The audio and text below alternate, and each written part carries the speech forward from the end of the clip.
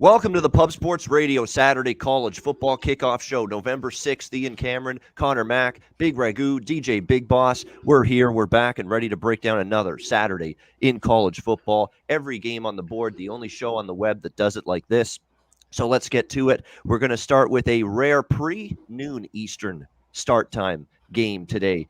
Battle between service academies, Army, and Air Force. We've got Air Force 2.5-point home favorites. 38.5 was the total, bet down to 37.5 in this game. Obviously, the under is always a popular play when you're talking Army, Navy, Navy, Air Force, Army, Air Force, and you're seeing more of the same here in this. And you know why? You're going to get both teams running the ball a lot. Tick, tick, tick, tick, tick, tick, tick, tick goes the clock. And for that reason, you're not going to get a lot of possessions in this game. You're going to get a bunch of long, extended drives. And really, when it comes to the total, it's going to be about which team executes better in the red zone and which team, makes those maybe costly mistakes or turnovers that cost you the game. Army's defense, it's not a defense that I really fully trust. I think Air Force does have a little bit of a better defense. I guess I'd lean to them, but I don't have a very strong opinion. If you're on the under, good for you. I know that you probably got a good number now, above 37, the key number. Pretty low, though, but I would only lean under. I know it's been an under-heavy series with these service academy teams playing one another. So I'd lean under, but I'm not really involved in this game from a betting standpoint. Conor Mac, what do you think, Army, Air Force? Yeah, on the side here, if I have to roll with the side, it'd only be Army. I think they're a little bit better, and I would just take a money line. I wouldn't even, you could take the 2.5, but I would just take a money line plus 120. Of course, under here, but because Army, they're just bad against the pass. Well, they got a team in Air Force who's not going to pass it. So that's why the total still could stay under the 37. If this was a different team, as we saw, they gave up 70 to Wake Forest or any team that can throw it. They played overs early on the season. Army did. But still, yeah, if I had to take the total, it'd be under. All right, Big Ragoo, what do you like? And this, like you said, you broke it down perfectly early, but I seen something in Army when they played Wake that they had to play a little catch up. Not this type you put on your hamburger, but on the football field. And what they did was they showed the ability to pass the ball, which was normally they pass about 4 or 5 times a game. And they had, their hand was forced. But I think they go back to traditional Army football, academy football today. And I know that the number looks kind of low, and it probably still is. But don't be surprised if that thing tips over a little bit. Usually those games get close to 40. So I think I would lean towards the over. And like Conor says, I would take Army on the money line. Yeah, that is the problem. Army's defense against pretty good offenses, and I remember the Wake game. I mean, they could stop Wake. It was like Wake scored on every possession or damn near close to it in that game. Christian Anderson is questionable for this game, arm injury, but it looks like he's going to play here. It looks like right now he was in practice all week, so I think they're going to have Christian Anderson. To me, the difference with him and Tyler is not that great for Army, so both of them are capable, but it looks like it's going to be Anderson. Boss, what do you like here? Hey, another systematic play right here. I don't do a lot of service academies, but definitely taking the under as just a systematic play right here. It looks good too, though. I mean, it looks good every year. They play both defense on both sides. They run the ball a lot. Just has the make of an under game all the time, even though the number gets lower and lower each year, right? But if I had to take a side, though, Mountain West, I would have to side with Air Force. We don't know if we get Hazik Daniels back yet or not. But if Daniels is back, they can throw the ball a little bit as well.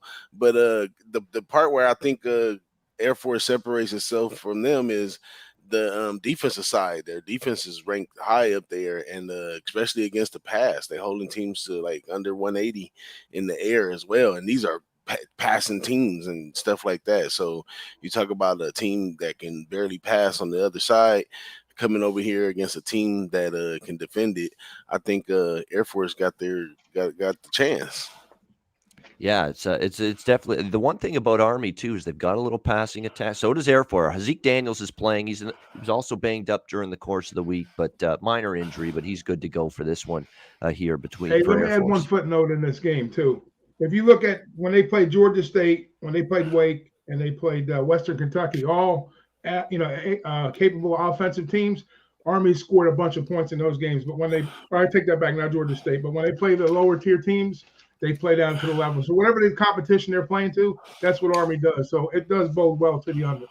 Yeah, definitely. All right, Pitt versus Duke. We've got Pitt 21-point road favorite, 64 the total in this one. So I have no clue what Duke's offense is going to do because Duke's offense has been zipped, the last couple weeks. I mean, they've been absolutely gotten nothing from this offense, but their defense has been awful. I mean, the 45-0 shutout to Virginia. Wake Forest runs all over that Duke defense as well. I mean, they are just giving up 40s pretty much every single week. And now they get Pittsburgh in a pretty angry mood, you would think, after losing to Miami last week.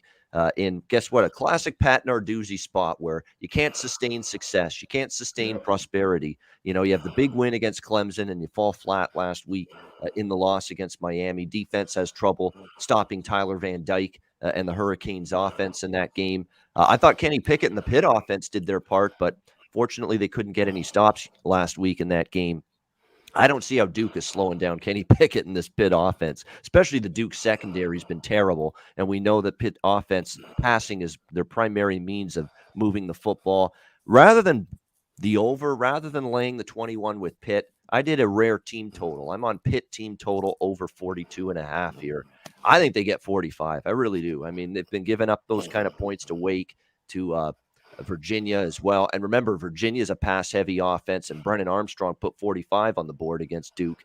This is an even better passing team, Pitt, and an even better quarterback, Kenny Pickett. Rather than worry about, will they cover minus 21 or the full game over, because I just don't know how much you're going to get from Duke, I'm going to go with that Pitt team total over 42.5 here. Connor, what do you think?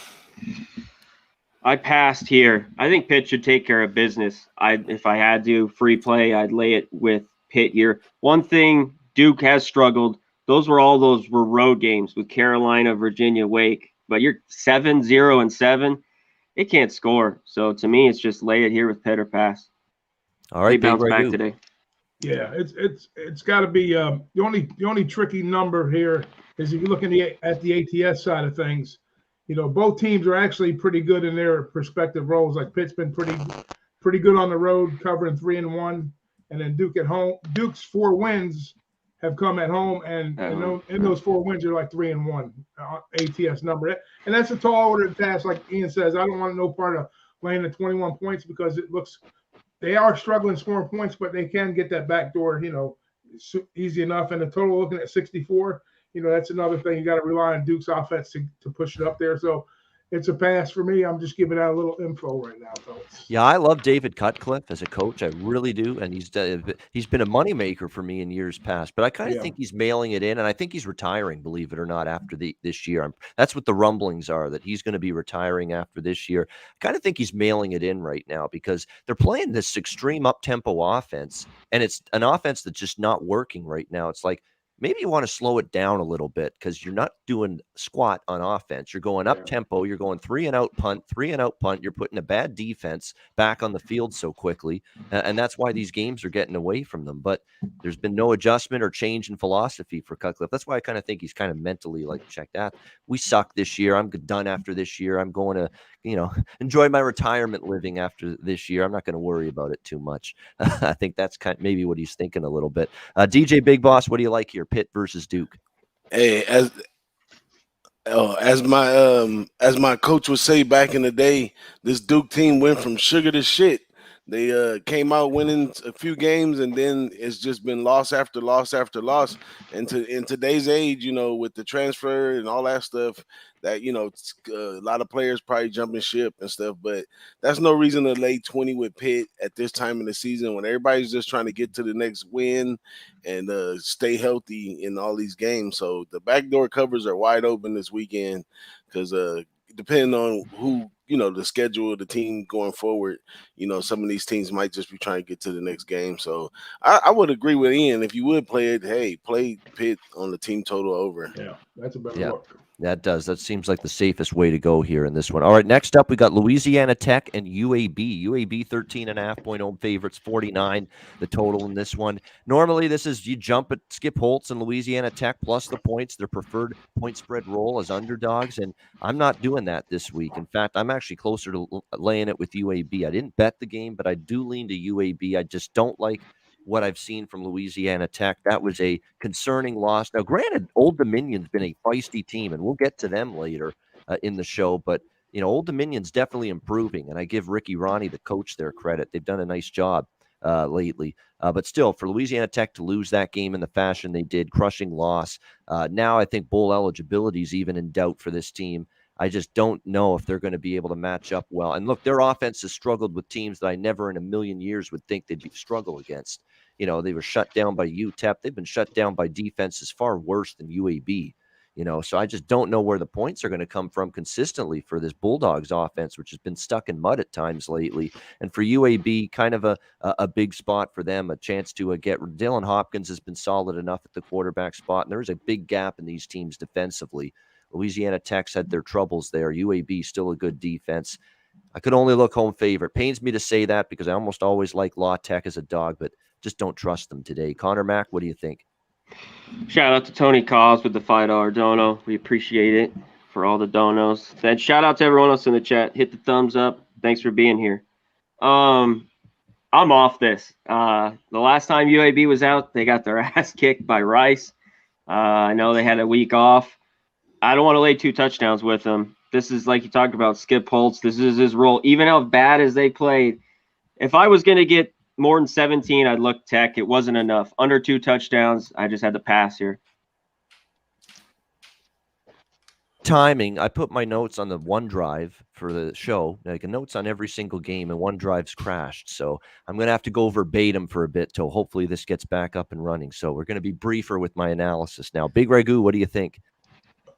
Maybe the rest will help UAB's offense a little bit, maybe to get to the number, but I'm with Connor. I don't want to lay more than, I guess it's 12 and a half, whatever the number is, not quite 2 touchdowns, but my ratings give it about a 2 touchdown lead, but I don't think they're going to, the thing I don't like about La Tech, coming off a 4-game skid, UAB's it's a good spot for UAB, whether they get to the number or not, I'm not sure, but maybe they get there. I say they probably win by double digits, but not mid double digits, maybe like 10, 11 points, not 14. That's the question, is definitely the number. Boss, what do you like here? I mean, I don't like giving up the 12 points with UAB, but at the same time, I can't take the 12 points with La Tech because they're upside down. They're scoring 25 points a game. They're giving up 31 points a game. They're 0-4 on the road. There's no reason to think that they're going to cover today. So I'll just be off this game. All right, good stuff. And Tony, thank you for the dono. We appreciate it. $5, absolutely. Great job, and we appreciate the support. All right, next up, we've got a good one in the ACC here. Wake Forest, North Carolina.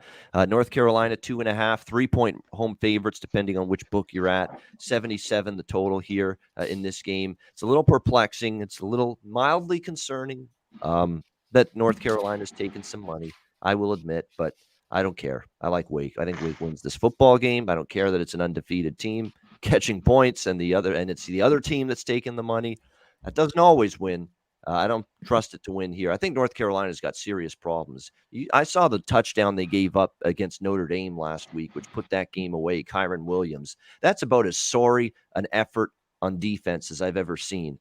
To let let that touchdown happen. He goes right down the sideline when it was still a 1-possession game, and just right into the end zone touchdown. And North Carolina's defense is horrible. It's absolutely awful. Anytime they've played against a good offense, they've been run over. And I think that's going to happen here against Sam Hartman. And this, it's amazing that Wake and North Carolina before the season, we thought Sam Howell's going to get all the Heisman talk. No, there's actually more Heisman talk for Sam Hartman coming into this game for Wake and the way he's played. Running this show on offense for Wake. I mean, Wake's so balanced on offense. They've got Christian Beal-Smith running the ball. They got Jakari Roberson, one of the best receivers in the ACC.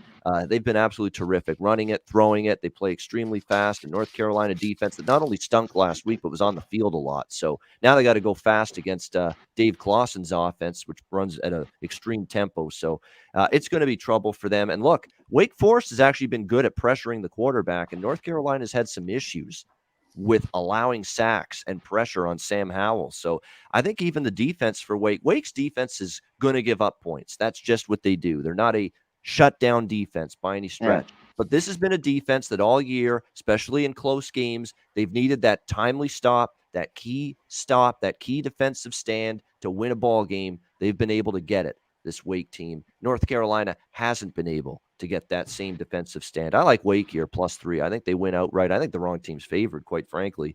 And I like the game to go over the total as well. I know it's a high number, but it was 59-53 UNC last year. I think it could be a similar score this year, but I think Wake will be on the winning end of it this time around. Conor Mac, what do you think? Wake, UNC. Yeah, I know it's Wake. People like North Carolina, but I just don't think they should be favored in this spot. They should be catching a few points between these two teams. Wake Forest has good wins early on in the year. They took Florida State, Virginia, Louisville, North Carolina. But the problem is North Carolina will be able to score. I could see this game as a field goal type game. And yeah, last year they hung up over 100 almost. I could see more today, but Wake's been too good to me all year. It's Wake or pass. All right, Big Ragoo. Yeah, two very leaky defenses in this spot here. It bodes well to the over, obviously, but that's a big number. I mean, when we looked at the Army Wake game, we were like, no way that game gets to that, and they won 105 points. So some huge scoring opportunities, and North Carolina's up to putting up points here. So I would, even though the number is way up the ladder, give me the over.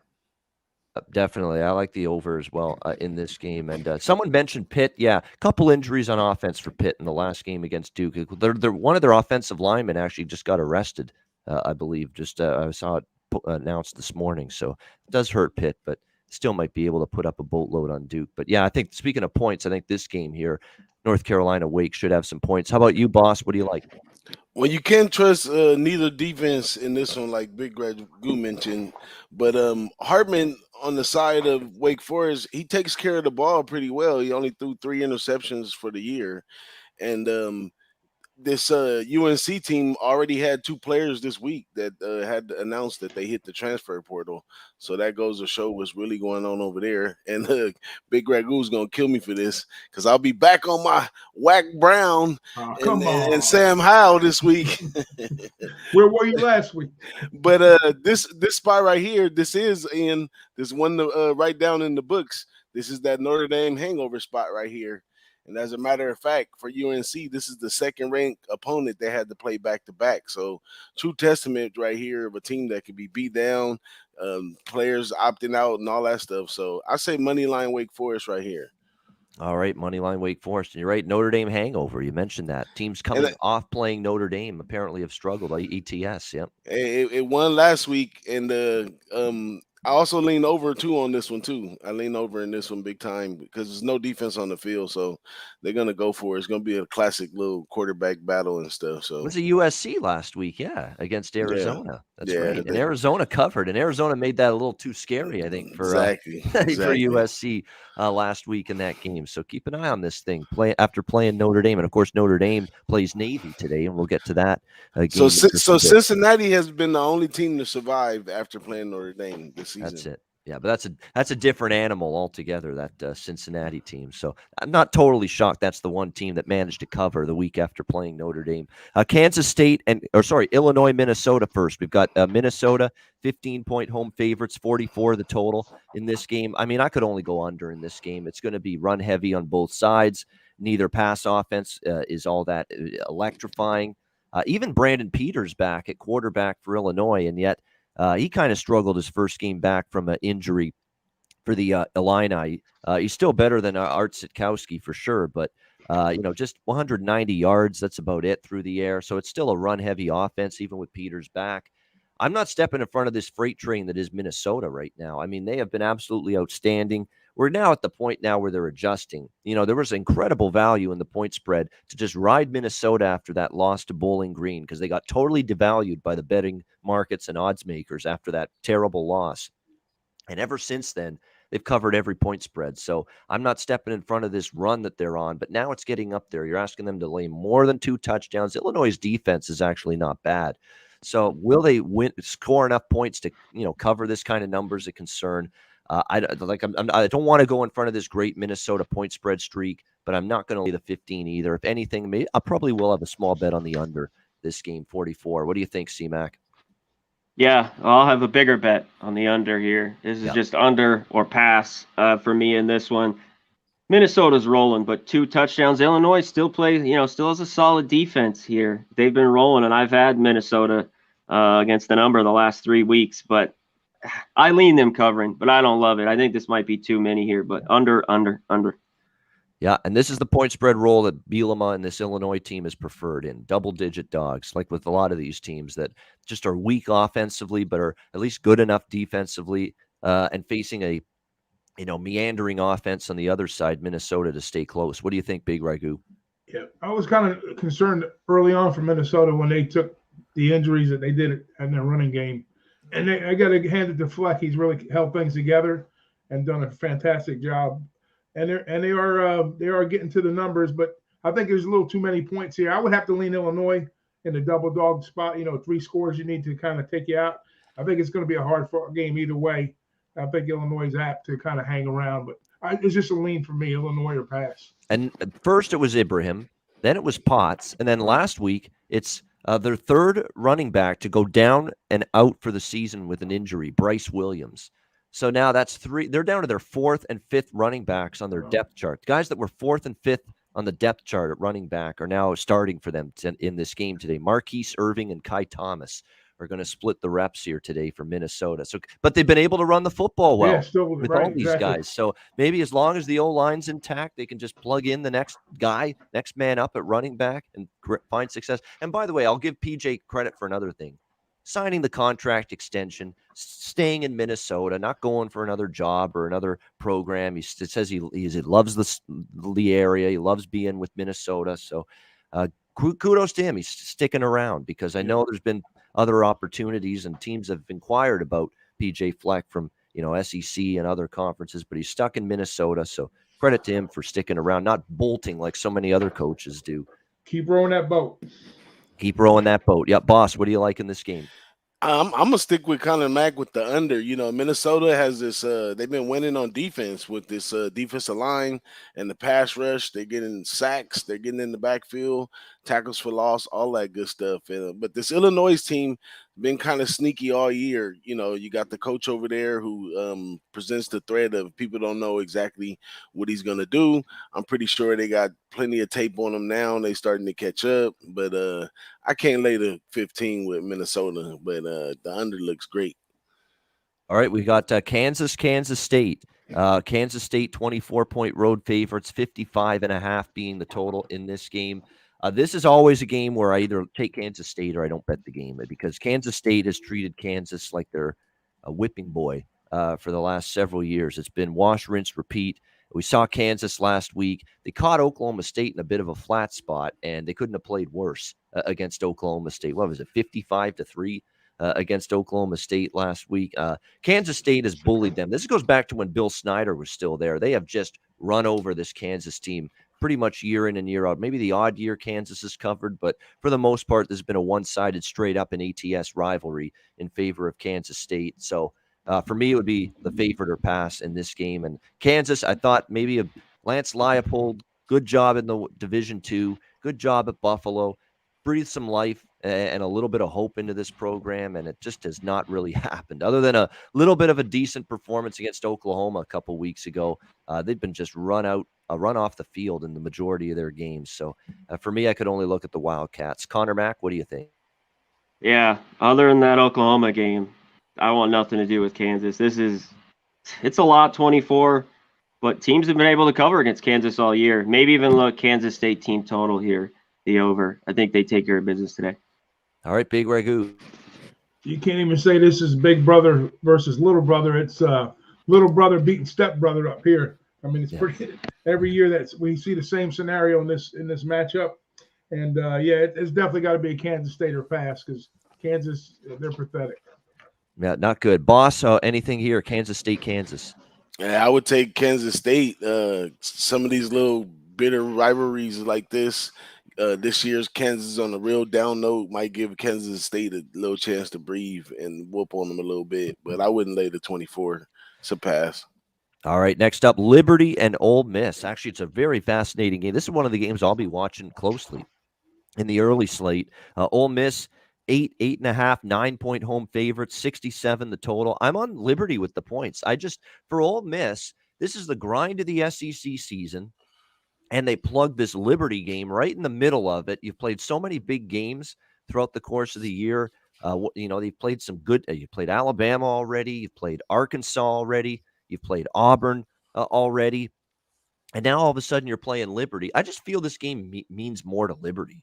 Like, this is Liberty's chance to really show what they've got. And it's not like Ole Miss has progressed defensively to the point where we're comfortable laying almost double digits with them against a very capable quarterback in Malik Willis, a very balanced offense.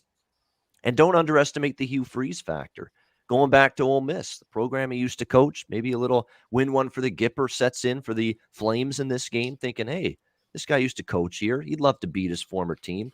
I like Liberty here, plus the points. And plus, they're still a little bit banged. I don't think Matt Corral's fully right. And he exited the game against Auburn briefly and returned.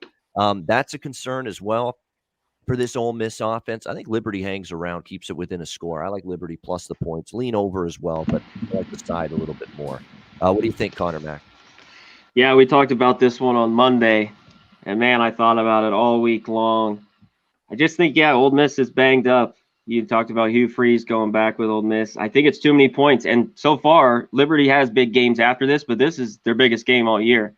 They've just been going through the motions with these teams. I think they come to play. I don't know if they win it outright, but I take the points here. And look at their track record against Power 5 teams. Earlier this year, last year especially, Syracuse. They beat Syracuse earlier this year. Last year, beat Virginia Tech. I think they went down to the wire with another team in the Power 5 last year as well. Right in the game, though, and nearly won. So they've shown up in these spots. Yeah, that's the way they'll stay in, though. He's athletic. I think he makes plays, keeps them in the game. Exactly. Against an SEC defense, which has great speed and athleticism, you need a quarterback that can move. And, man, Malik Willis sure can do that. No doubt about it. Big Ragoo, good one here. Liberty, Ole Miss. Yeah, Freeze had this one circled for sure. So he's going to have these guys prepped for this one, no doubt. And they've been doing well with the number. Ole Miss, like you said, is nicked up a little bit quarterback-wise. I think we'll see a lot more ground control, believe it or not, out of Ole Miss in this game, with a few trick plays that, Lane's always going to throw those in regardless. But I think Freeze will have a few of his own, going up against the Mississippi defense. So I think Ole Miss will win the game, but I doubt they cover. But I like Liberty in the first half to come out with some good quality play and keep it really close in the first half, because I think if Miss is going to win the game, it's definitely going to be in the second half. So I'm on Liberty first half plus the points. All right, that's +6 on Liberty in the first half. And Garrett Wilson out for Ohio State. And we'll get to that game in just a bit. That hurts. It's one of their big play receivers, him and Chris Olave, that great duo. And looks like one of them will be out today. And it's disappointing because I laid the points in that. We'll get to that. But, Boss, what do you think here? Liberty, Ole Miss. When I was looking over the top 25, trying to see where the upset was going to come from today, this was one of the games that might be on the upset alert right here. One of those spots where, hey, Ole Miss might not knew Liberty was going to be this good at this time in the season, and you're getting a whole different team that's going to show up today, and they can play a little bit of defense. So I think Liberty got a chance to beat that. Would I bet it? Nah, I don't think I'm gonna get to the window with it. But taking the 9 points might be a good deal. I'm contemplating that. All right. Next up, we've got, as we continue along here we're still in the noon Eastern games. Next up on the slate here, it is Missouri and Georgia. Georgia 39.5-point home favorites, 59 the total in this game. Missouri is actually not going to have Connor Bazelak at quarterback for this game. He won't play, so that means the starting quarterback's job falls to Brady Cook, who's going to be starting for the Tigers in this game. He's actually 5 for 5 with the 5 passes he's made this year for 29 yards in the third game of the year. That's the only game action he's had here at Missouri. And now you got to face Georgia's defense on the road. Have some fun with that, kid. I mean, that's a tough spot to be in here for Missouri. It's just so many points. It's a lot of points, 39.5. This is not the time of the year where you want to be running to the betting window to take, the number one team in the country, because the point spread value is, well, there is none. If you cover, it's just Georgia's so good they still find a way. But you're not getting bargains with laying the points with Georgia these days. So it's a pass for me. I'm not involved in it. C-Mac, what do you think? Yeah, I'm not playing it, but I'd only lay with Georgia. Missouri can't stop anybody. Yeah. They should lose this 52-0.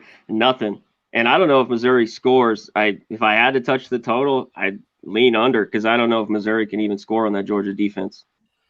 That's a great point. Big Ragoo.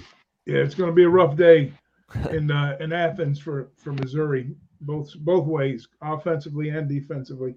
I mean, to be honest with you, their offense can put points up, but we haven't seen anybody do shit against Georgia this season. I got lucky to catch a team total over early on with South Carolina, and I'm 0 for 2 since then trying to go against them. So what? I'm off of the game. Good luck to everybody else. All right, boss. Hey, I say first half Georgia on this one. You got to take that same concept from Alabama and apply it to Georgia in this number one spot and take Georgia first half. That's a good point. Maybe that's definitely a good way to go potentially in these games with Georgia, is that they come out strong early. All right, next up we've got SMU and Memphis. SMU 5-point road favorite, 70.5 the total in this game. I'm on SMU bounce back after the Houston game was a tough one for them. I think they got a better game in them here though against the Memphis Tigers. I've been going against Memphis a lot. I don't know what it is. It's just I don't think this team's as good as they've been in the past. I sure don't think this team is as good as they were with Mike Norvell. I think with Silverfield here, you're seeing. I'm not saying they've fallen off a cliff, but they've declined a little bit. The quarterback position with Seth Hennigan, and then this other guy, Peter Parrish, that took over for Memphis's offense when Hennigan got hurt. Peter Parrish is a very accurate name. The offense perished with him at quarterback for that Memphis team, especially in the loss against UCF. So I don't trust Memphis here. I certainly like that. I think Hennigan is going to play in this game for the Memphis Tigers, which is obviously he's better than Peter Parrish just after what I saw from him. So that's going to help. So for that reason, probably lean over. It's just so high, 70.5. It really is. That's not a great value with the over, but I would only look in that direction. But I like the side more. It's a reasonable number. You only got to lay 5. I think SMU has clearly shown enough with Mordecai that they're the better of these two squads right now. So SMU for me, minus the 5. Conor Mac, what do you think? We'll see how SMU bounced back after that loss last week. Either it's kind of, undefeated season. This could be a low one going to Memphis. I'm on the other side. I'm taking the points with Memphis here. They got their ass kicked with UCF. They had the week off, the bye week. I think they play well here at home. So give me the 5 with Memphis. All right, liking the 5. Yeah, they do have the bye. That does help. Big Ragoo. Yeah, Memphis does play better at home, Connor. They're 3-1 against the number there, and 3-1, straight up also. But it looks like a low-hanging fruit with the Mustangs at 5, 5.5, 6 points, whatever the number is, whatever book you get it at. But only thing I'm not crazy about Memphis is, they've lost 4 out of 5. They're reeling a little bit. The week off might freshen them up for sure, get prepped for this game. My only concern with SMU is, I was on Houston last week, and this is this should be the typical bounce back spot coming back, against I wouldn't call a lesser opponent, but an opponent that's not having the best year, and they want to get back on track. So I'm with Ian. I'm on SMU here. It goes against my thinking more times than not, but I think this is a good spot for SMU even though they're coming off the layoff the other side. Yeah, and the money and the line has dropped. The money's come in on Memphis here in this game, hinting at Hennigan starting, and he's certainly a lot better than Parrish. But Tanner Mordecai in that offense, and Memphis's defense has not been good this year. So I don't know if they're going to be able to stop Tanner Mordecai and SMU that much. Boss, what do you like? I'm on SMU all the way right here. Like we said, we got questions with Hennigan. So if we don't know what's going on right there, and that's off a bye, and he's still questionable. So that means, how well is he if he does even play? But they're also banged up over there a little bit as well. But my main edge in this one is the passing attack at SMU has been good, and I like the spot for the 4th-year coach right here, Sonny Dykes with SMU. And he's done his job. He's 7-1 right now, so he's looking good. So I think he's the dominant team in this game, and I'm taking the SMU minus the 4.5. All right, Ohio State, Nebraska. Ohio State 14.5 point road favorites in Lincoln, 67.5 the total. And from what I'm seeing on Twitter, seeing even in our chat, someone mentioned it. It looks like, yes, Garrett Wilson for Ohio State out, one of their top two receivers. That does hurt a little bit, but guess what? Ohio State's one of those teams I don't worry quite as much when there's a key guy out. You got Olave, Smith, Jigba's going to get more time. Julian Fleming. I mean, and these are all 4 or 5-star receivers. So they can plug in the next guy, be very good against a Nebraska defense that, let's be honest, they are going to be up against it here against Ohio State today. And on the flip side, look, Nebraska's moved the ball. And at times, Adrian Martinez has looked very good. But at times he makes those critical mistakes, fumbles the football, turns it over. And that could be trouble here for them. And if you look at the last 2 meetings, Ohio State versus Nebraska, same coaches on both sides, Ryan Day versus Scott Frost, it hasn't even been a contest. It has been one-sided, totally lopsided in favor of Ohio State both times. I don't see what changes here. Ohio State's, right where, or maybe not quite where they were last year, but they're still one of the best teams in the country, without a doubt. And Nebraska, yeah, they're a little bit better this year, but if they close the gap enough that they're all of a sudden not going to get their ass kicked for a 3rd year in a row, these two teams and these two same head coaches, I don't know. So I like the road favorite here, Ohio State. And Ohio State and Ryan Day have been great as road favorites. 7-1 ATS the last 8 times as road favorites. Ohio State. They seem to kick ass on the road, and I think you're going to see that here a little bit. Conor Mac, Ohio State, Nebraska. They're good ATS. Day's unreal, his record ATS, especially in Big Ten play. I'm on Ohio State, top 5 first half team. Yep. Worked again. We talk about Georgia and Alabama. I think this is with them again. I'll take the 7.5 first half with Ohio State. I think they take care of business here. All right, Big Ragoo. This game has more of a feel. It should be a higher price for Ohio State because their offense is rolling right now, boys and girls. But not so fast, my friends. The home team has played 2 quality opponents. They played Oklahoma and Michigan State, and they played pretty close games in those games there too. But those were on the road, and Nebraska does play a little bit better at home. So guess what? I'm going contrarian. Give me Nebraska plus. Nebraska with the points here. I worry about that secondary because that's the worst part of their defense, and that's probably the best part of Ohio State. Although Wilson being out does take away from that receiving core just a little bit. So that means Chris Olave is probably going to have a huge day. He's going to have to pick up the slack a little bit. Boss, Ohio State, Nebraska. It's a pass for me. I've been off of Ohio State for a while now, but going into Nebraska home is always a good look. This Big Ten, they steadily beat each other out all the time, so I'll stay off of it, but good luck for y'all. All right, well, next up, we've got Georgia Tech, Miami. We've got Miami 10.5-point home favorite, 63 the total. Miami, a resurgence is clearly underway with them. They've got some life. All of a sudden, we've seen what they've done. They beat NC State. They beat Pitt. In 2 good teams in the ACC back-to-back weeks. They've got an offense in Tyler Van Dyke at the quarterback spot who's been outstanding.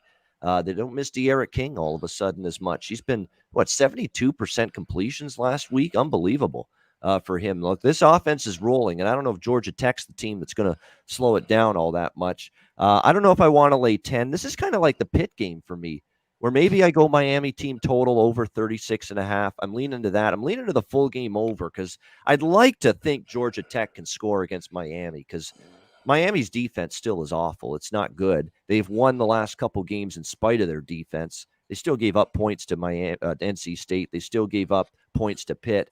I just don't know if Georgia Tech, their offense has been so scattershot, so erratic, and there's games where they can put up 30s. There's games where they've been held to barely 14, 17 points against teams you'd think they could score more points against. So it's tough to really trust Georgia Tech to contribute to the total, but I still lean to the full game over. Maybe if you want to play it safe, Miami team total over, because I do think there's a chance they get theirs. That offense is rolling, and they did it against 2 very good teams, better teams than Georgia Tech, beating NC State and Pitt and having a ton of success offensively in those games. Conor Mac, what do you think here? Georgia Tech, Miami.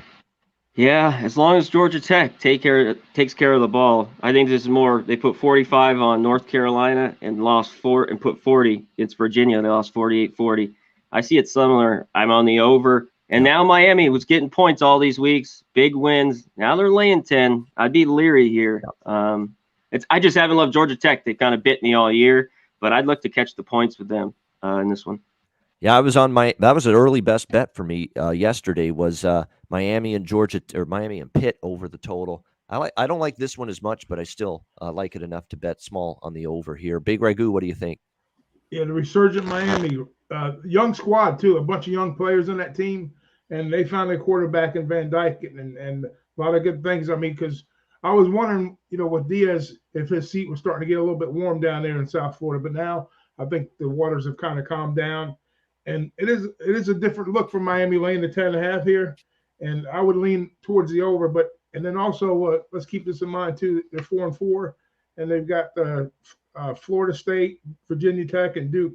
So we're talking bowl games here, guys. This is a big game for them to put themselves in position to get bowl eligible, and then they don't have to win one more out. Yeah. So I look for a big effort here for Miami. Whether they get to that number, I don't know, but I'm going to pass. They got Florida State on deck, though, right? Miami? So big one. They played Florida State. Yes. I wouldn't call it a look ahead, but, they're focused, I think. It might be a little bit of a look ahead, but I think they should take care of business. Yeah, if there's one year you won't look ahead to Florida State, it's this year with this group. That's for sure. Boss, what do you think here? I'm going to take Miami first half because I think the key to last week for Miami was starting fast. Yes, and that's how the total got over. But, it was a whole lot of extra turnovers and all kinds of wild stuff that happened that got it up so high too. But I think the whole thing at home, the mentality should be going into the game, start off fast. So I'm going to lay it right there, first half Miami. All right, App State, Arkansas State. We've got App State favored in this one pretty heavily. 21-point road favorite, 68.5 the total. I like the over here, 68.5. App State's defense is not as good on the road. I've noticed that. They've given up a few more points. They've had a few more struggles on the road than they've had at home. And Arkansas State, by far, the one thing they can do is move the football. They do have a pretty solid offense. Even with James Blackman injured, they've had to go to Lane Hatcher at quarterback. He's been in the program for a couple of years now. He's been solid, serviceable, productive at quarterback. They can run the ball a little bit. And I think they can do enough points here, the Red Wolves, to be able to move the ball. And I think App State could score at will, with that great run game they have, which is tremendous. And, of course, look, Chase Bryce has benefited from, I think, playing in a Group of 5 school instead of a Power 5 school. He wasn't a Power 5 quarterback. He wasn't good enough. But you put him in a, lesser conference, he's capable, and he's been that. And then you have Nate Noel, Cameron Peoples running the ball, Thomas Hennigan, a great receiver. That's just a lot of weapons for a bad Arkansas State defense, which hasn't been able to stop anybody all year. So I would look at the over here in this one. What do you think here, Conor Mac? This is a pass for me. Arkansas State kind of played their best defensive game, against the Raging Cajuns. Then they lost 31-13. I want to take the points here, thinking they could score here at home, but I'm going to pass. Too many more games. Just pass. App State, like you talked about, not so good on the road like at home. I think, the value's there for Arkansas State, but there's and they did cover the one game, you remember. They got inside the number recently, but still, it's hard one week to the next to trust them, and don't know if I'm going to do that against App State. Big Ragoo, what do you think? Yeah, there's some big numbers all the way around on the board here. I was even looking at an App State team total like 44.5. I kind of would lean under towards that. I think they hit high 30s, maybe low 40s, but it's skating right on the edge there. And I'm with Connor. I would have to lean at Ark State at the house, taking a few points here because I think they can put points up against App State. So not going to go and touch the total, but I would probably lean. I would lean at Ark State plus the points. All right, boss, what do you think? I'm going with Arkansas State plus the points. That's a lot of points for a home dog right there that could actually put some points up on the board. They put points up on the board against Coastal. They put points up on the board against Tulsa. I mean, even UL Monroe has a little defense nowadays, and they put points up on the board against them. So I think they can continue to put points up on the board today at home, and I like taking the points right there. All right, good stuff. All right, we continue along now. Next up on the slate, we thank everybody, by the way, for tuning in and joining us here on the Saturday College Football Kickoff Show. All right, we have California and Arizona. Cal, 8.5-point road favorites, 49 the total. I would actually lean to Arizona. I mean, Cal as road favorites. Sorry, I've seen this script before. It's not one that I'm interested in. They're 0-3 straight up on the road. They are actually 3-0 against the spread on the road. But here's the thing. Most of those were underdog rolls for Cal. That's not the case here in this one. They're laying 8.5 on the road. And I'll say this about Arizona. They're not a particularly good football team. They aren't very good on defense. Their offense is hit or miss. But Will Plummer kept playing hard down the stretch. They didn't give up even when they were down big against USC, and they kept playing right to the end of the game. And that could be enough here, against a Cal team that just has trouble winning by margin against anybody they play. This has been for years now that Cal has had trouble as larger favorites. So it's Arizona for me or nothing if I'm betting this one. Conor Mac, what do you think, Cal Zona? Arizona's played better a little bit lately, scored some points, and they play better here at home. I lean that. I wish it was over 10, but I like the under here. Cal's a good defensive team. That last game, Oregon State, they scored points, but Oregon State scores and doesn't have much of a defense. Before that, unders, and I think at 49, go under here. Yeah, I agree with that. It should be lower scoring. Big Ragoo. Yeah, I'm with you guys on the under in this spot. This game has all the makings of an under. And earlier on in the year when they played BYU, 24 points they yielded. They played Washington, which is not an offensive juggernaut, 21 points. It's in conference game, a team that can't put points on the board, like you said, 3-0 ATS, but now they're laying instead of getting. So I'd say under, low scoring game. All right, under in a low scoring game. Boss, Cal, Arizona. And this one right here, this Arizona team, yeah, they could play a little bit and maintain. They did the trick for USC last week off of the hangover. But this Cal team, it has to be some recency bias in the number or something because Cal did a good job back and forth, back to back playing Colorado and I forget who they played last week. But they came away with the W. So I don't know. Gabbard's maybe doing a little better or something over there. I don't know what's going on. But Arizona have those quarterback issues, and they're trying a few things different right now. So I don't know. The under looks like the play because you got a bad offense and you got two defenses that try really hard. But I don't know. I think just staying off would probably be best. But if I had to bet it, I'd probably go in with the under. All right, lean to the under here. Oregon State, that's who they played last week. Yeah, that's right. North Texas, Southern Miss. We've got North Texas 5-point road favorites, 49 being the total here in this game. North Texas, these are two programs that have had really, really rough seasons. There's no question about that. Austin Ani at quarterback for North Texas. Southern Miss has had problems all year.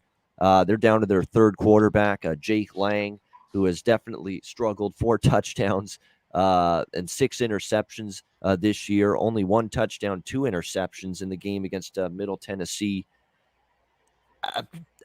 The way I look at this, both offenses have had their issues, but they are stepping down against bad teams and suspect defenses on the other side. I think this could be a sneaky over. I mean, it's 49. It's not a very high number.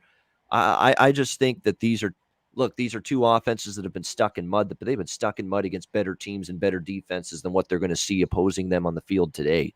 So I think the over is what I'm going to go. 2 bad teams, but time to get some offense going for both of them, and I think you'll see that. So neither side am I interested, but give me over 49 at a very low number, a depressed total here. Conor Mac, of course, speaking of depression, could be depressed watching this game because it's not very good on paper. Conor Mac, what do you think? This is ugly. I want nothing to do with this game.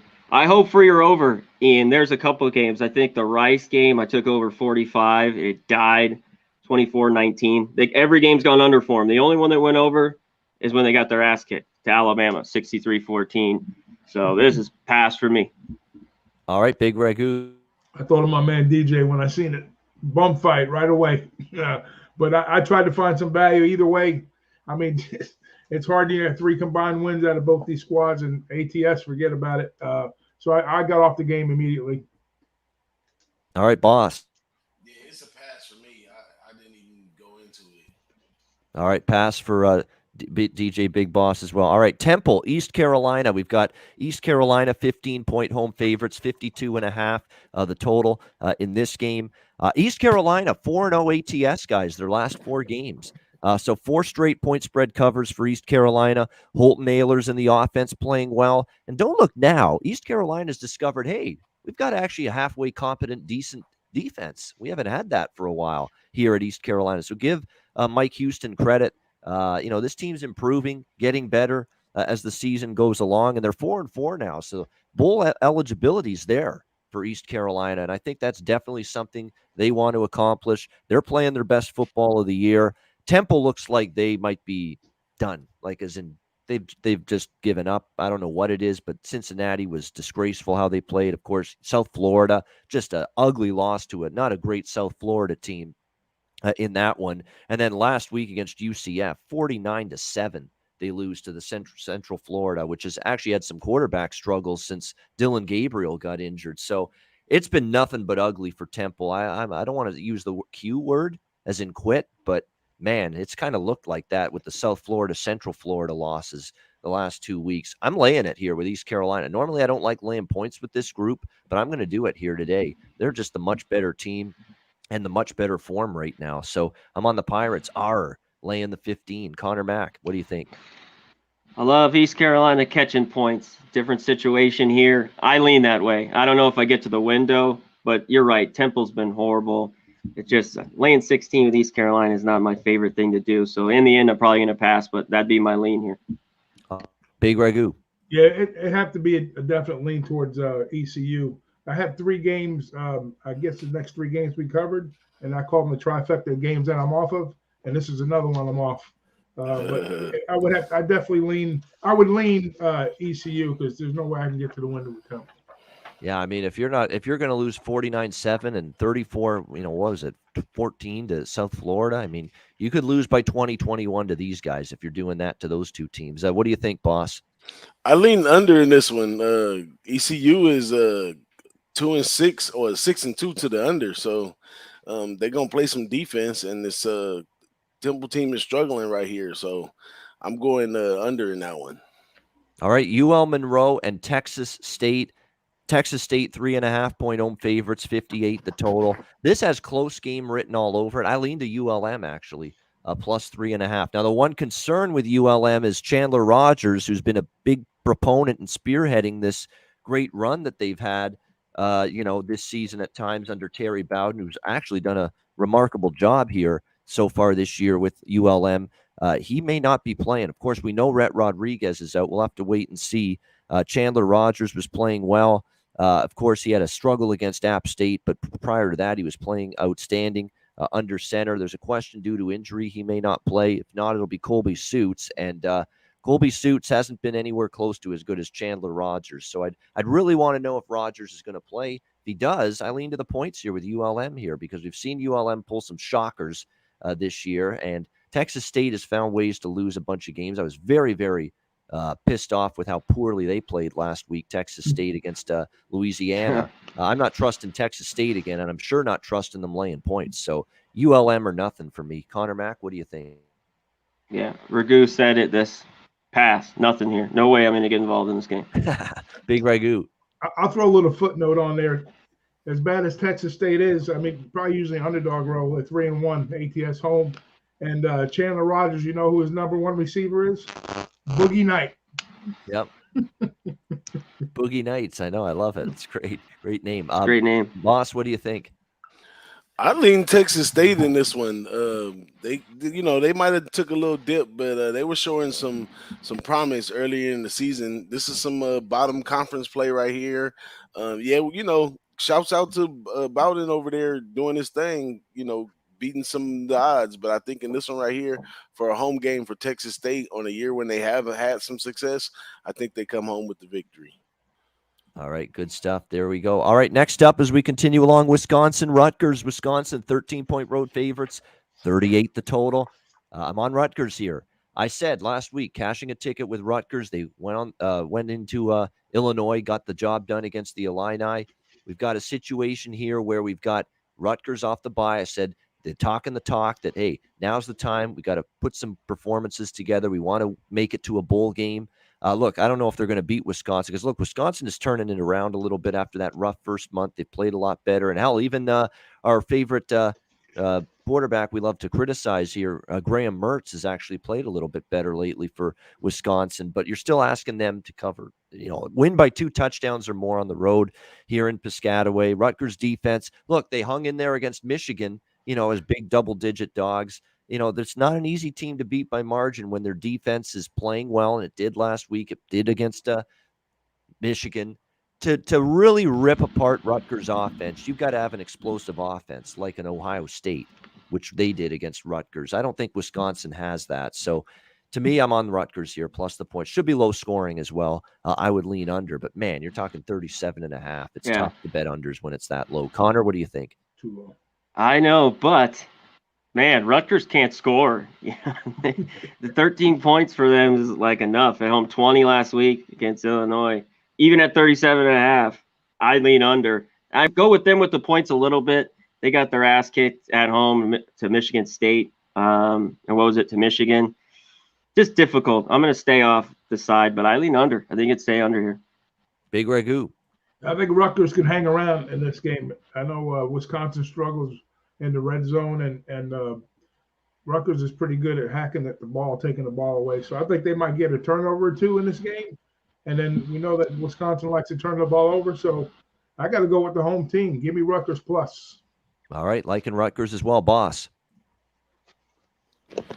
I like taking the team total under on Rutgers because I think, like Conor Mac said, the offense is kind of slow right there. And I've been hating on Whiskey a little bit, but Whiskey continues to play a little defense for sure. It's just about how much offense you're going to get out of them. So I think the safest spot on that one is team total under on Rutgers. All right. That, by the way, the team total is 13.5 with the Rutgers team total currently right there across the board.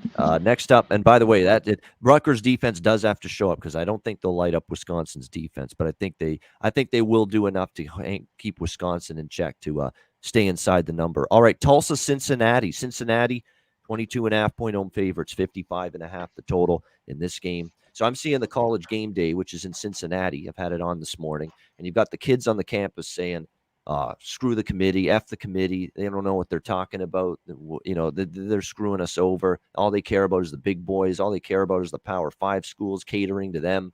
So this fan base is fired up. I'm sure the team is fired up. I know Luke Fickell is pissed off that they weren't in the top 5 in the first inaugural college football playoff rankings unveiled earlier this week.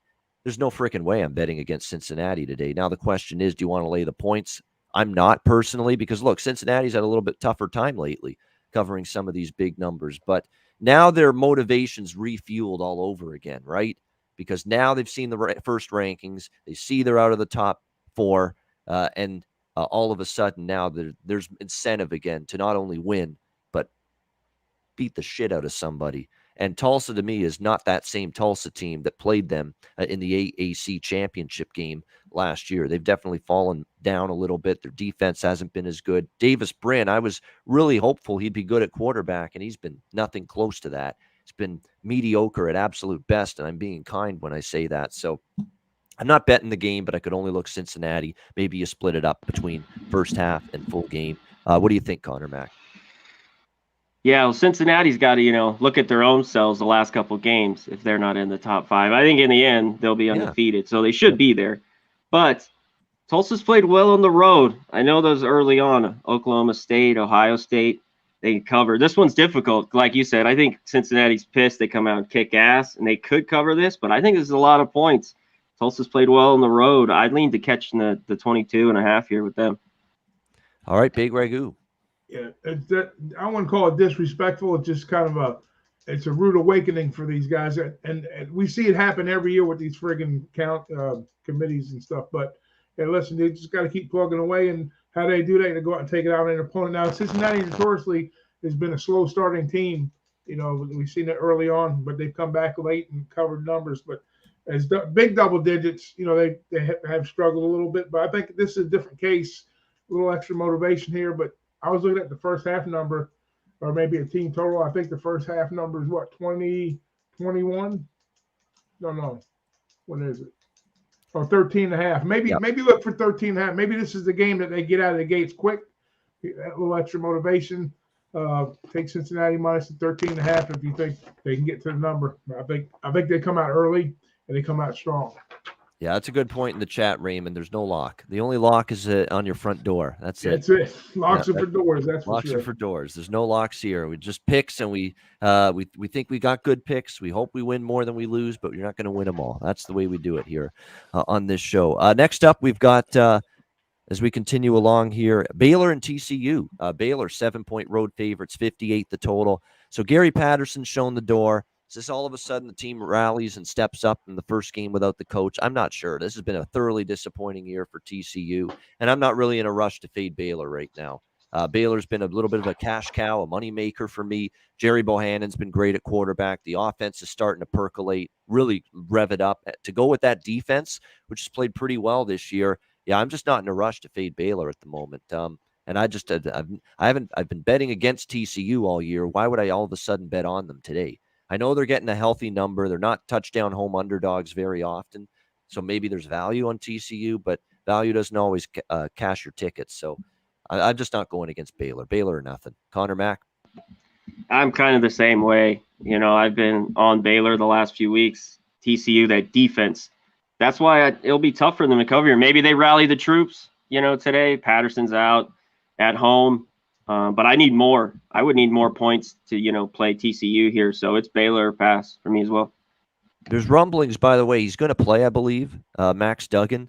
But he didn't play well. He was benched for Chandler Morris the last game. And there's rumblings he's playing through injury. And he's playing hurt. So that's another concern for TCU. Big Ragoo, what do you think? Yeah, I'm going to take a line from my buddy DJ. Drama. And I don't want no part of it. But I'm usually about rallying the troops only in the first game, though, when they come out. And then they kind of flatten out after that. But with the Duggan thing, and, TCU notoriously has been a defensive squad, and they've just been getting ate up defensively all year. And the offense has been only saving grace for them. And with the questions around Duggan, it's a pass for me. All right, boss. Mute. I think the number's kind of light right here. I would have been expecting like a 10 or something on this one. So I would take Baylor in this spot right here. The numbers a little bit low for some odd reason, but maybe it's, TCU defense, of course, but you got a Baylor team that's on the roll right here and you're getting a touchdown. So you got to take that team with the touchdown.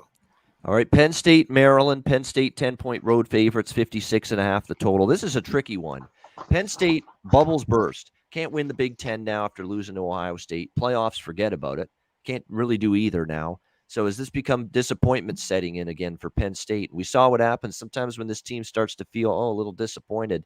They don't play well. And on the other side, they lost to Maryland, and it was a bad loss last year. Maybe that fires them up here. I think it could go either way from a motivational standpoint for Penn State. But if they are fired up, they really could win this game and cover going away, because one thing about Maryland is Maryland has not been as good this year as they were last year. The offense is still very much up and down without their top receiver. Little Tua, Talia Tagovailoa has been up and down. The defense is kind of caved in. I'm worried about that Maryland defense. It started the season playing well, but when you're giving up 30s to Indiana with a third-string quarterback last week, you got some problems on the defensive side of the foot. I like the over a little bit. If Penn State still is playing a little fast, I think there's a chance for their offense maybe to flex their muscles a bit with Sean Clifford. Maryland's defense has fallen down quite a bit the last couple of weeks, and hopefully Maryland can contribute enough to the over. As far as the side, it's very tricky. It really depends on how good and how hard Penn State comes out today after a loss that ended playoff hopes, a loss that ended Big Ten title hopes last week for Penn State. And now you're all of a sudden you're left playing for a somewhat decent bowl game. This is now what you're left with. What do you think, Conor Mac? Penn State, Maryland. The over could get there, like you talked about. Maryland's given up more than 34 its last four, and 66-51 to Iowa. Remember last year, Maryland came up big and beat Penn State. I remember that in that game. Can it happen again? I don't know. It's just a lean, the points with Maryland, but I'm not going to play it. Big Ragoo. I think I'm not going to say the pressure's off, but now that they know, like you said, they can't have a shot at that the Big Ten championship. I think every game going forward, is kind of setting up for what kind of bowl they're going to be playing for, and with a little revenge on their mind and probably a little anger. I'd be nervous if I was Maryland today. Get an ass whooping.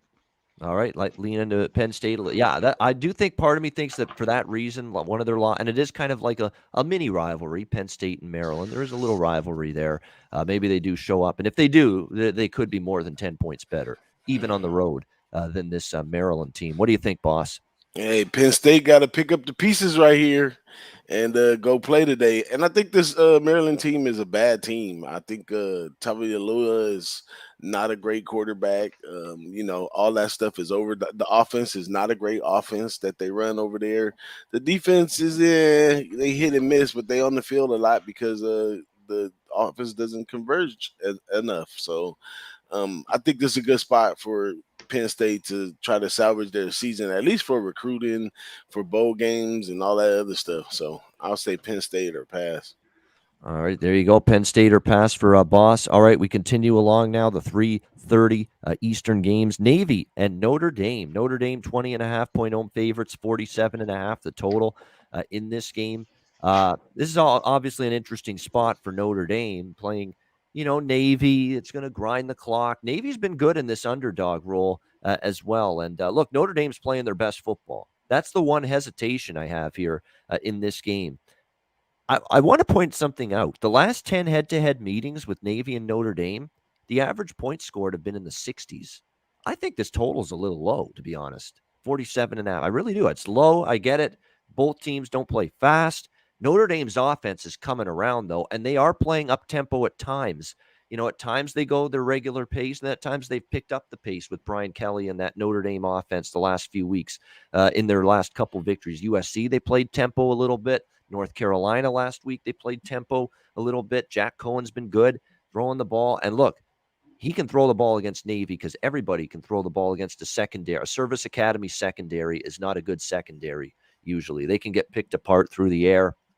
And I think Navy's offense has been capable enough and shown that they can put up enough points here that we can see this game go over the total. It's been an over-dominated series history here, and all of a sudden the total's nowhere close to the usual points we see between these two teams when they face each other. So I do think the over can get there at 47.5 here, and I lean to the Navy side just because of all the points. And Notre Dame's coming off, USC, North Carolina, and it's just a wonder for me if they're going to be able to cover this kind of number. So Navy and the over for me. Conor Mac, what do you think?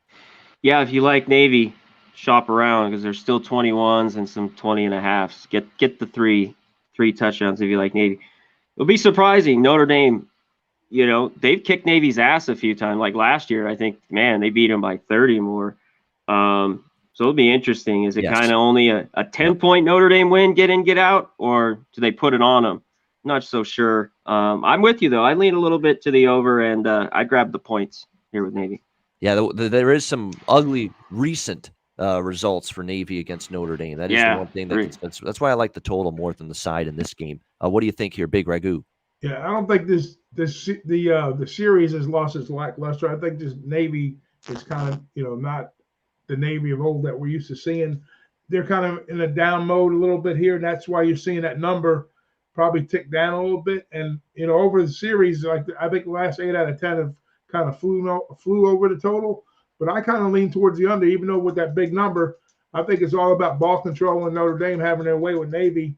And it depends on how they're going to go about it, whether they're going to open up the pass or they're just going to grind it out like they not that they usually do in this series, but we know what Navy's going to do, and Notre Dame's going to be ready, and Kelly's going to have these kids ready. Whether they win by margin, I doubt it.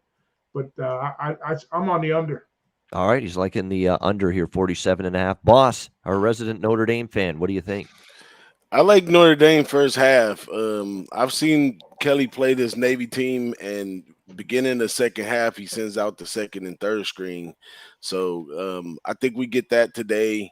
The offense was running the ball a lot better, which is going to mean a lot for Notre Dame, but we still got the back that's lighting the ass.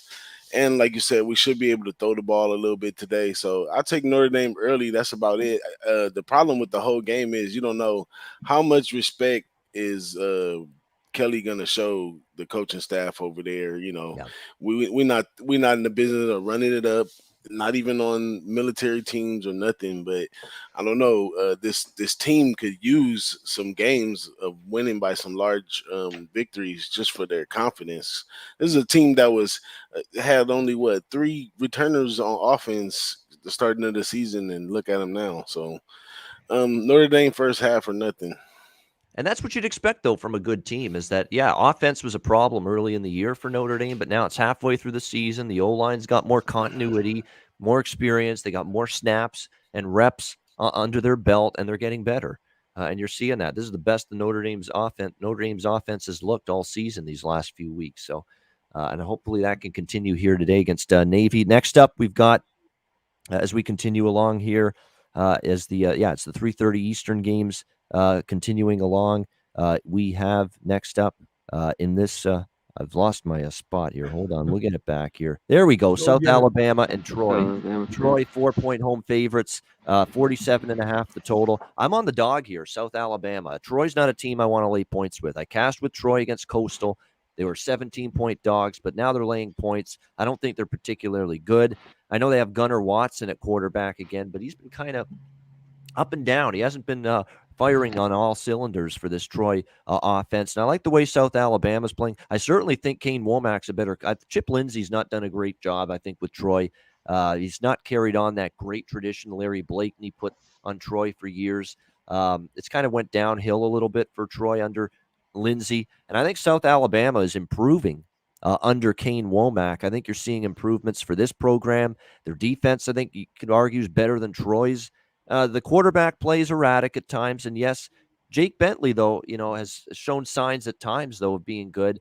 And he's certainly still been better than he was at any point in South Carolina and with Utah. So, again, stepping down in class to a group of 5 school has done him a great deal. And, of course, last week, good win over Arkansas State. He's got 15 touchdowns, just 5 interceptions on the year. So he's played well. I'm a little bit surprised this is more than a field goal. I like South Alabama here. The Jaguars, +4. Big Ragoo, South Alabama, Troy. I think Troy's a little bit better home defensively than they are on the road. Both teams are not money makers in their spots. South Alabama is 0-3 ATS, and Troy's 1-2. So somebody's going to come out victorious in this spot. Short number, on the road, or short number at home. Normally if I'm laying a field goal at home, I'm on it. Unless it's like a key matchup. But I would lean Troy at home laying the field goal. All right, boss. I think in this matchup right here that these two teams are very, very, very similar. And I think it's a contrarian play right here, and I like the over. All right, liking the over here in this one at 47.5. Rice and Charlotte. Charlotte 6-point home favorites, 52 the total. Rice is one of those crazy, weird teams to figure out. They beat UAB. They've had some just brutal losses as well on their schedule. I like Charlotte, though. I like this offense. I like Chris Reynolds. They've taken the money. They're good at home. They've had a pretty good track record on their home field this year as well. I lean to Charlotte here. Like I said, I wouldn't want to lay much more than 6, but I think they're the side I would back here in this game, the 49ers. What do you think, Big Ragoo? Yeah, I think it's all one-way action coming in on the Charlotte squad. Rice is like I told you early on in the season, throughout the season, Rice and Marshall, I get off of them. It's just a mental thing for me. I have a hard time. And you just validated my point there. But I think it's one-way action. I think it's Charlotte. I lean Charlotte, but I can't get to the window with them because of the team that's on the other side. I agree. Boss. It's Charlotte or pass for me. I don't want nothing to do with the Rice either, but it's Charlotte or pass. They're having a good season. Yep. All right, Oklahoma State, West Virginia. We've got Oklahoma State 3.5-point road favorites, 48.5 the total in this one. I don't have much on it. I like both teams. I've won with both of these teams lately. I still think Oklahoma State's probably the better team going into this game. I guess I'd lean Cowboys. I don't want to go against Gundy when he's either a dog or a short favorite like this. But on the road, and Morgantown's a really tough place, and we just saw West Virginia, this year they played well at home again. The big win against Iowa State last week as 7.5-point home underdogs. But now they're only 3.5-point underdogs. And I think Oklahoma State, even though Oklahoma State lost to Iowa State, I think Oklahoma State's on par, if not even a little bit better, certainly defensively than Iowa State. Iowa State, we'll get to Iowa State when they play Texas because their side and total I like in that game. Their defense is not what it was last year, Iowa State. It's not that same Cyclones defense. I actually think this is a tougher defense today for Jarrett Doege and West Virginia to go up against in this game. So it's just a really good number, a really good football game. I'm looking forward to watching it, but I just rather not go against either of these two sides at this number right now. Big Ragoo, what do you think? I'm going to jump in the fire on this one a little bit. Yeah, Oklahoma State's defense is really good. Probably one of the top in the Big 12, if not the top. But West Virginia can move the ball on the ground pretty well, and Morgantown is a big plus for them also. I think it's going to be a smash mouth game. I think it's going to be a lower scoring game. I think we'll probably see below 50 points here. And I think the home team's going to pull away, squeak away, not pull away. I think they come out with the victory. I'm going to take West Virginia money line this spot. And you look at West Virginia since they had that bye week a couple weeks ago. They were reeling going into the bye week. They weren't playing well. Neil Brown has righted the ship. They're getting back to a balanced offense. Doege's looked better. Letty Brown is running the football with effectiveness for West Virginia. They got the balance back in that offense, and they're playing good football. So, be on your toes if you're Oklahoma State today. For as much as I like them, I think they're going to have a big challenge today. Boss, what do you think? I really like the look on the under right here, but I think the number might just be a little bit too low. It's going to be really close to that number, but I lean to these guys to go under. That's about it in this one. All right, good stuff there. I agree. I think it could be lower scoring as well. This one should be fascinating. Can Michigan State shake off the huge victory against Michigan last week, refocus, and win a game today against Purdue? We've got Michigan State 2.5-point road favorites, 53 the total in this game. Very, very fascinating game here. Obviously, we know Michigan State's in a spot where they're coming off just the enormous win against Michigan. They came back from a double-digit deficit in the fourth quarter. Kenneth Walker strengthening his Heisman Trophy case for, with the performance last week. 5 rushing touchdowns, just absolutely unbelievable job. Peyton Thorne's been good at quarterback this year, 15 touchdowns, 6 interceptions, completion rate's good. The Spartans, very fascinating matchup because they've been very good stopping the run, but Purdue, their better means of offense lately has been throwing the ball with Aiden O'Connell the last few weeks. They haven't run the football well, Purdue, but they've thrown it pretty decently. And Michigan State's secondary, if they have a weak link in their defense, it's the secondary. You can throw on them. On the flip side, Michigan State, we know how they want to move. They want to run the football. And what are you seeing from Purdue in terms of their run defense? It's not great. 168 rushing yards per game, 4.3 yards per carry allowed. So I think from a side perspective, I still have Michigan State the better team, but there's a leery part of me about laying the points with them, and that's why I'm not going to. I do think they're good enough to win and withstand the victory and find a way to win. Mel Tucker has actually done a good job with keeping these guys' heads straight. That's why they're undefeated. They've had other letdown spots this year, and they've still won the game. Some of them ugly, but they only have to win ugly here to cover the number. So I could only lean Michigan State, but I'm going to stay off because of the spot. And Purdue has risen up against teams after a big win like they did against Iowa. Remember, Purdue beat Iowa, and Iowa was off a big win there against Penn State, similar to this spot. So I'm off the side, but I think this is a sneaky over at 53. Michigan State's been trending over. I never expected 60-some points with Michigan and Michigan State last week, and Michigan State's got an offense. They've got balance, Thorne throwing it, Walker running it. I think they can throw on Purdue, and I should say Purdue can throw on Michigan State because that's their strength, and Michigan State's defensive weakness is the pass. And I think Michigan State can run on Purdue, which is their offensive strength against a little bit more of a weakness for Purdue on defense. So I think it's each team's offensive strength playing into each team's weakness on defense. So I think it can get over 53 here, Michigan State, Purdue. What do you think, Big Ragoo? Yeah, well said. Both ways. A lot up and down. Walker's going to run and Purdue's going to pass. It could be it's definitely a letdown opportunity spot, but I think Michigan State's going to stay focused here. They haven't been in the spotlight like this in years, and coming off that big win, it bodes well for Purdue. Like you say, sneaking in the bushes to take them out. But I don't think Michigan's going to let it down here. I think you're going to get their A game again, and Purdue's going to get the L, and I think Michigan State walks around with the win, and we're talking playoffs for this team later on in the season. Yeah, you might. The one thing is I find the teams that have the really bad game after a big win, they're the teams that really are one-dimensional or don't have any sort of run game or stud running back. Well, Michigan State's got that. This could still be a game where even if they are a little lackadaisical, hand the ball off to Kenneth Walker a bunch of times, he'll eventually make big things happen for this offense. You could see that here today against Purdue. And again, Purdue has been a little bit weaker defensively against the run. Let me retract one thing I said. I said playoffs, they still got to play Ohio State. I mean, on to the to the big game to Ohio State. And I think that's maybe their next game as well. So, I mean, you're talking about this is a sandwich spot here because you're right. Ohio State's right on deck. So, big, can they stay focused? Eyes on the prize, one game at a time mentality here from Mel Tucker's team. See if they bring that to the field here against Purdue today. What do you think, boss? I think Michigan State comes away with the victory. I'm not sure about them covering the points, but I think through all this drama, that it pumps them up enough to get the W right here. Now coming up, Auburn, Texas A&M. We've got Texas A&M 4.5-point home favorites, 49 the total. So A&M off a bye. That's definitely a plus for A&M. They've been good at home for the most part. We know they had the big upset against Alabama there, although they've also had some head-scratching performances, including, the loss to Arkansas and a couple games where it's like, whoa, what happened to them there in those games? So you definitely factor that in. On the flip side, though, you've got Auburn, who are playing their best football of the year right now. They've been outstanding. This is the best that I've seen.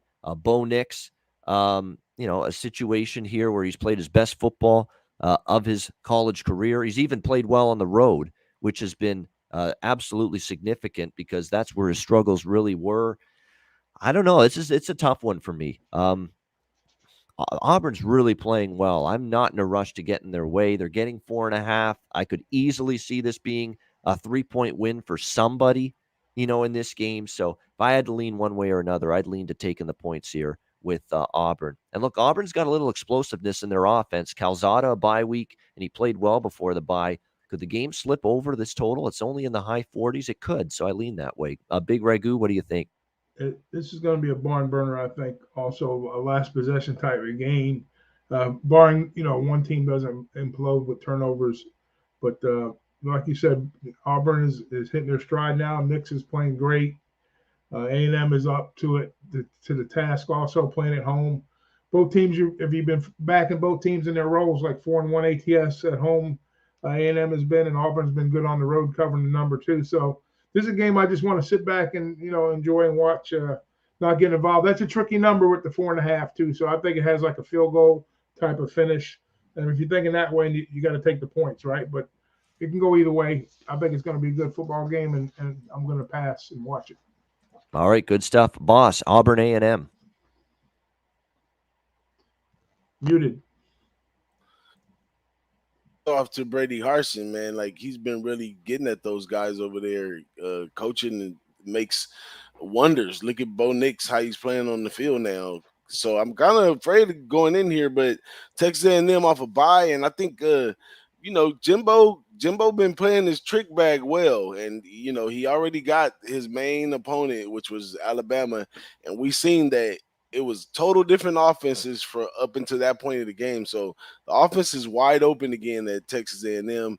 With some time off, with a quality coach like Jimbo, they should be able to get it done today. I like Texas A&M. All right, like an A&M here. Middle Tennessee State and Western Kentucky. Western Kentucky 17-point home favorites, 67 the total here in this game.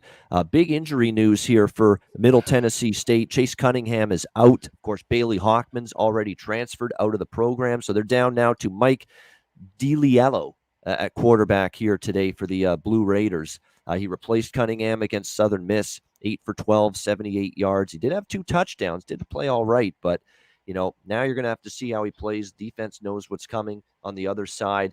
Western Kentucky's rolling. They're not only winning games, they're blowing out teams lately.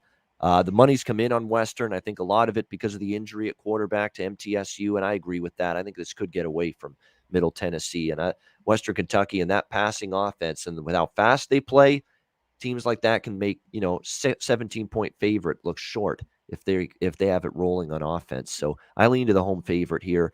Big Ragoo, what about you?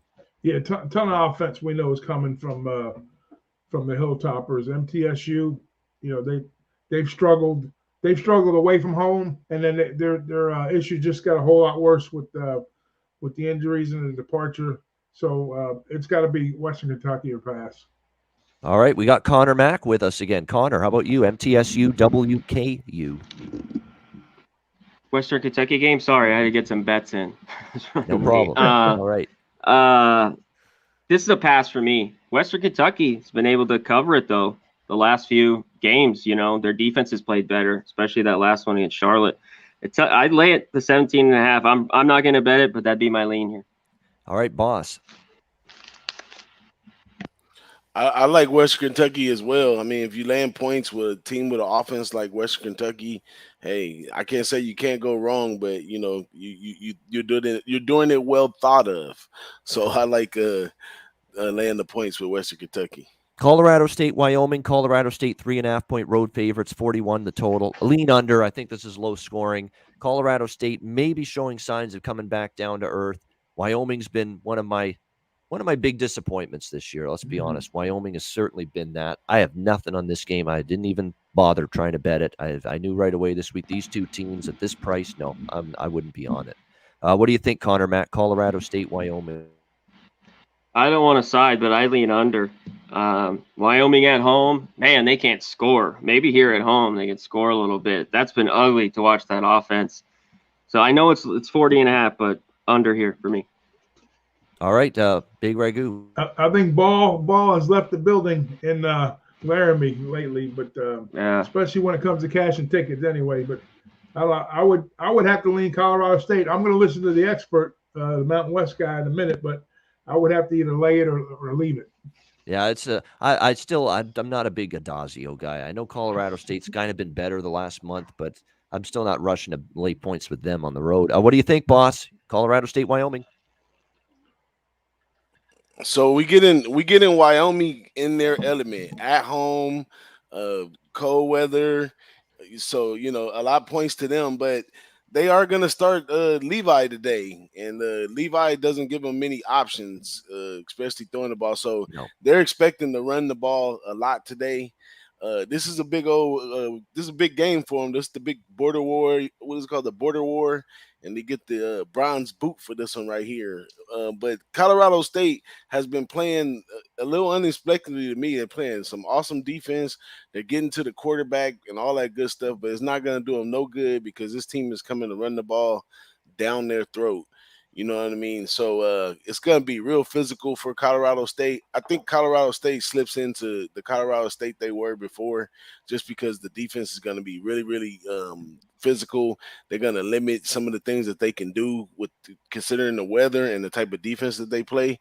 I think Wyoming can get out of here with a victory, but I don't want to really lay my money on them because if they get behind by 2 touchdowns, it's going to be hell for them to come back.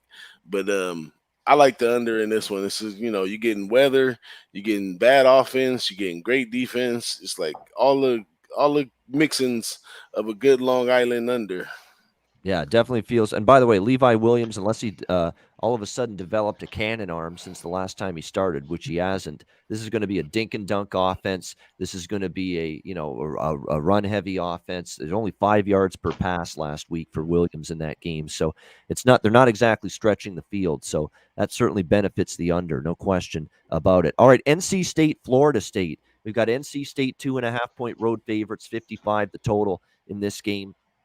That was a pretty gut-wrenching loss for Florida State last week against Clemson, losing the game and then, of course, losing the point spread cover on the horrible lateral play on the last play there. Brutal if you had the 9.5 with Florida State. Hopefully you got the best of the number because you would have cashed still because they opened 10.5, but brutal if you had them late in the week. They lose by 10. The game they felt they should have won, could have won. They were leading in the fourth quarter, just could not hang on, and Clemson comes back for the win. Tough loss. I worry about them bouncing back from that a little bit here against NC State. NC State, the loss to Miami was kind of surprising. Still had some injuries on defense last week, but took care of business against Louisville 28-13. We'll see if they can carry over that momentum here on the road. Not been quite as good on the road, but you're still talking about a better team here being NC State. At this number, I could only back the Wolfpack. Big Ragoo, what do you think? Yeah, I'm with you on that. As you know, my big FSU fan, as everybody knows. At the same time, that's been indicative of how that FSU season has been going. Mostly, with those last crazy plays. We can go back and reel back 3 or 4 games.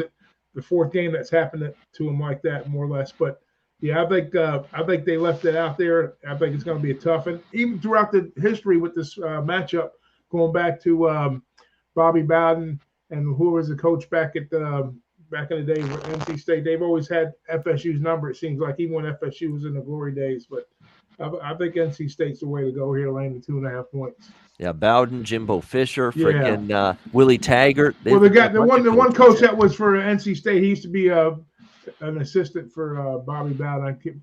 He's an Italian guy. I forget his name now, but anyways, he always played tough. Yes. Usually I'm about the home teams in college football because home field advantage is such a big advantage in college football. But today, I don't know. I don't know what's going to happen. Yeah, Conor Mac, NC State, Florida State. Yeah, I just haven't been big on the Wolfpack on the road here. I have nothing on the side. I like the under here a little bit. Florida State's played better defense, and one thing, NC State has a pretty good defense. So if you get under 56, I'd lean under here. Yeah, that was another brutal beat for that Clemson-Florida State game last week. The under as well, not just that's what hurt me. Absolutely brutal to lose it like that. Awful. As bad as it gets. Tulane and Central Florida. Central Florida, 13-point home favorites, 58.5 the total here in this game.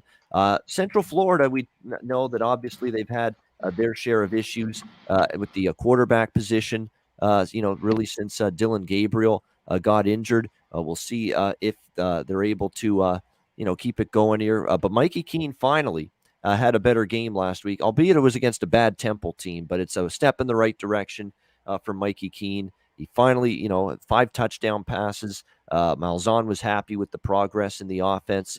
I like the over here. I mean, Tulane's defense is awful. And if Mikey Keene has finally got a little confidence and offensive capability last week, 49 against Temple, they could get in the 40s against Tulane. Tulane's defense has been that bad this year. They've been horrible. They haven't stopped anybody. And then you can get at least hopefully 14 to 17 points from Tulane. Let's check on the latest on Michael Pratt, their quarterback. He's kind of been in concussion protocol throughout the course of the week.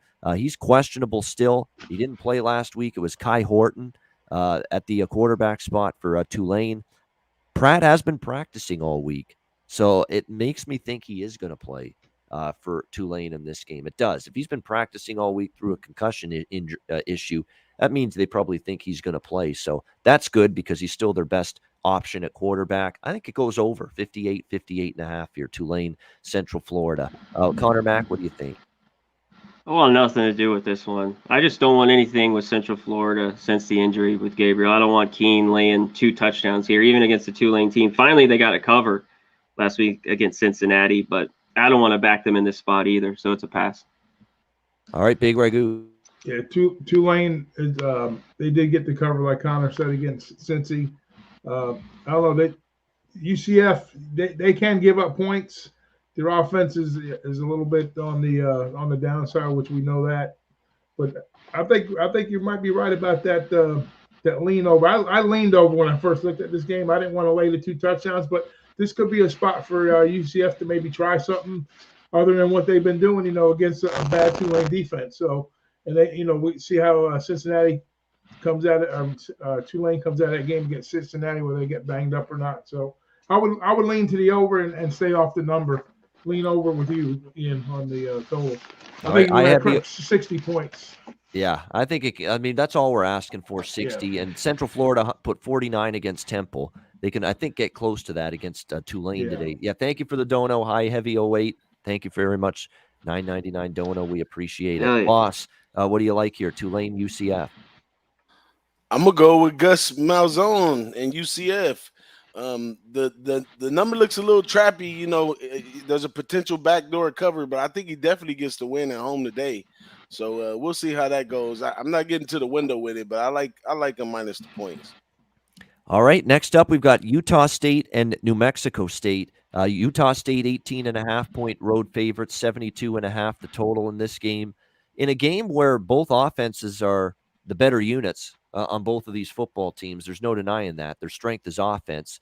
Utah State's been terrific moving the football, and they face a New Mexico State defense. You know what New Mexico State's giving up in their last 4 games? 41, 37, 55, and 48. In their last 4 games. They aren't stopping anybody on defense, this New Mexico State team. They're in trouble against Logan Bonner and even Andrew Peasley if he gets in the game.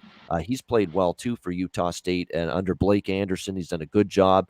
So they're kind of a bet-on team. But the one thing about New Mexico State is they have an offense, and they've covered as some of these big underdogs. They're actually 6-1 ATS in their last 7 games, New Mexico State. And they've done a great job in this kind of price range covering. So and they've got the offense that I think can move the ball here. I've been impressed with Jonah Johnson, the quarterback, who's now healthy. He got injured for a few games, but he's back now for New Mexico State. I think they'll move the ball. I lean to the underdog here, 18.5. Even more than that, I love the over here. It's going to be a shootout. It is a high total. It's in the 70s, but I think we get 38-35. I think we get 42-35, something like that. I think it's going to be an extreme high-scoring game here with the battle of the Aggies. What do you think here, Conor Mac? I lean to the points here, like you talked about New Mexico State. I have a feeling they're going to lose by 14, 17, or maybe 20 or 21, and they might not cover. No. But I think they got a good shot, and they've been right in these games all year, and at home catching this many. Yeah, give me New Mexico State. There should be a ton of points though in this game. They don't have a defense.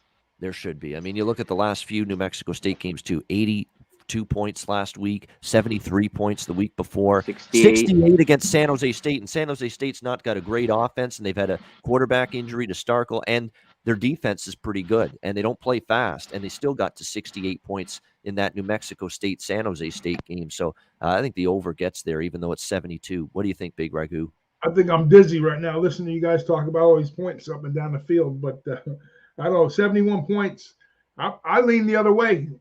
Just, like I took my DJ Big Boss method. When you got 2 offensive teams going at each other, take the under. You got 2 defense, go over. But it's not that simple, obviously, with just talking that way. But I don't know. I think, but the Utah State, their under has been like 4-1 the last 5.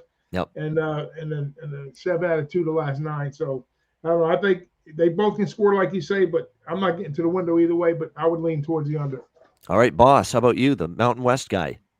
I might have to shy away from the Mountain West on this one, and I have to take the points with New Mexico State. Those guys, they have a little passing attack and they can score. So, the points. But Utah State, they're definitely going to win the game, though. That's the problem right there. They're definitely going to win the game. They've been finding ways to win games all season. So it's definitely a win for them. By how much, we don't know. So in this one, I'll probably take the points. All right, Mississippi State, Arkansas, good SEC matchup. Arkansas 4-point home favorites, 53.5 the total in this game. Arkansas needed a bye week in the worst way. They'd faced an absolute gauntlet of a schedule, one big game after another, and now they get a chance to, catch their breath, exhale a little bit, and refocus here for the home stretch. I think that's going to benefit them. KJ Jefferson in the offense, a good run game. Traylon Smith, Raheem Sanders, great running back duo for them. The defense I think they needed the rest too, the defense. Defense started out the season so well for Sam Pittman's team, kind of lapsed again in the last few games. I believe this is their spot. And it's not easy to lay points against Mississippi State. This could be a close game, and I do admit that Mississippi State's played some pretty decent football at times this year. I think this is Arkansas' spot. Fresh, rested off a bye. Still think they got a better defense than Mississippi State. I like Arkansas here, -4. Conor Mac, what do you like? Yeah, I'm on the other side. I like Mississippi State here. We talked about this on Monday. As much as I liked Arkansas early on in the year, they hit the skids. I know they're on the bye week, but I like how Mississippi State, their defense has been well. Defense travels, has played well on the road. So at 4.5, too many points. I think this is a field goal game. So give me Mississippi State.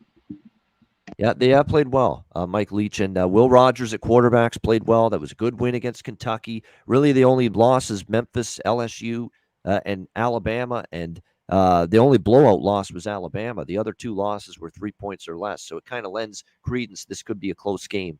I just love this spot for Arkansas. I think it sets up well for them, but can they take advantage of it? Big Ragoo, what do you think? Yeah, you like the rest spot, right? But I just think I think the sharper money's on Miss State in this particular matchup. Even though with the Arkansas rest, like Connor says, the defense is solid. Defense travels well. They've been good on the road at the number. They got a winning record. And then the lines tick down here, so all indicators are pointing Miss State. So I'll get to the window with the Mississippi State Rebels. Not the Bulldogs. Excuse me. There you go. Yeah, I'll be all right. The other Mississippi's the Rebels. Right. Yeah. Boss, what do you think? Hey, I would agree that it looks like a really, really good spot for Arkansas coming off of a bye week and all that good stuff.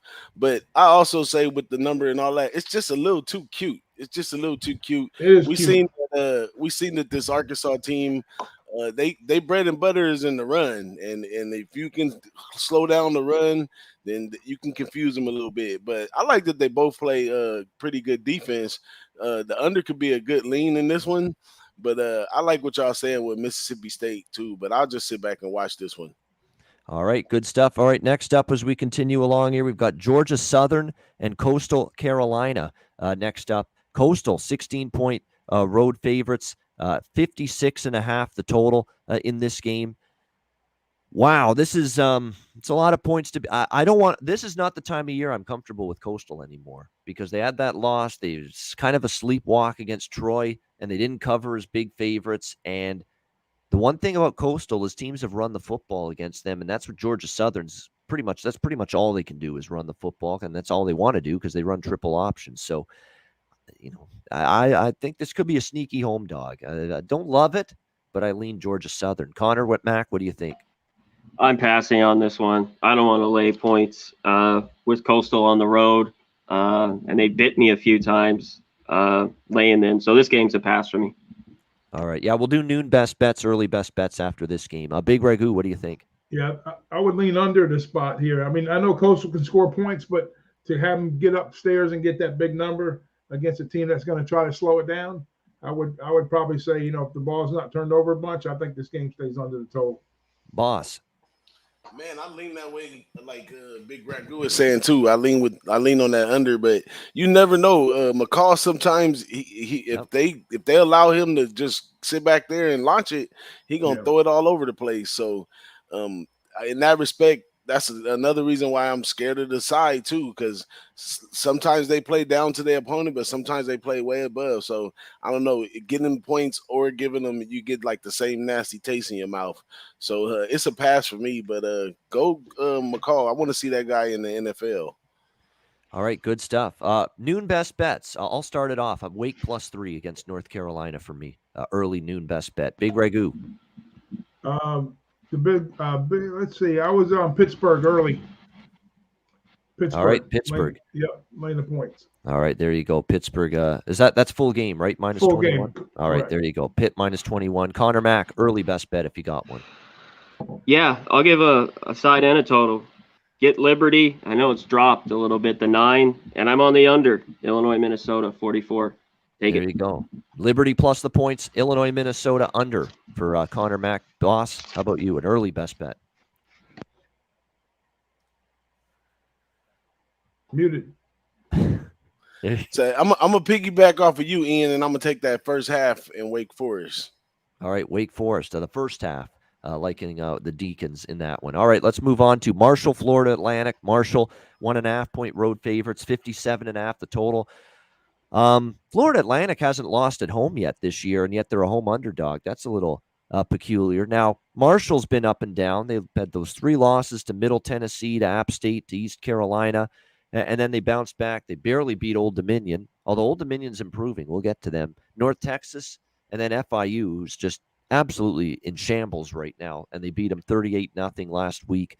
Florida Atlantic at home. I lean to the Florida Atlantic side here a little bit in this game. You look at their offense, they put up 66 points in their last 2 games. Marshall's put up 87 in their last 2.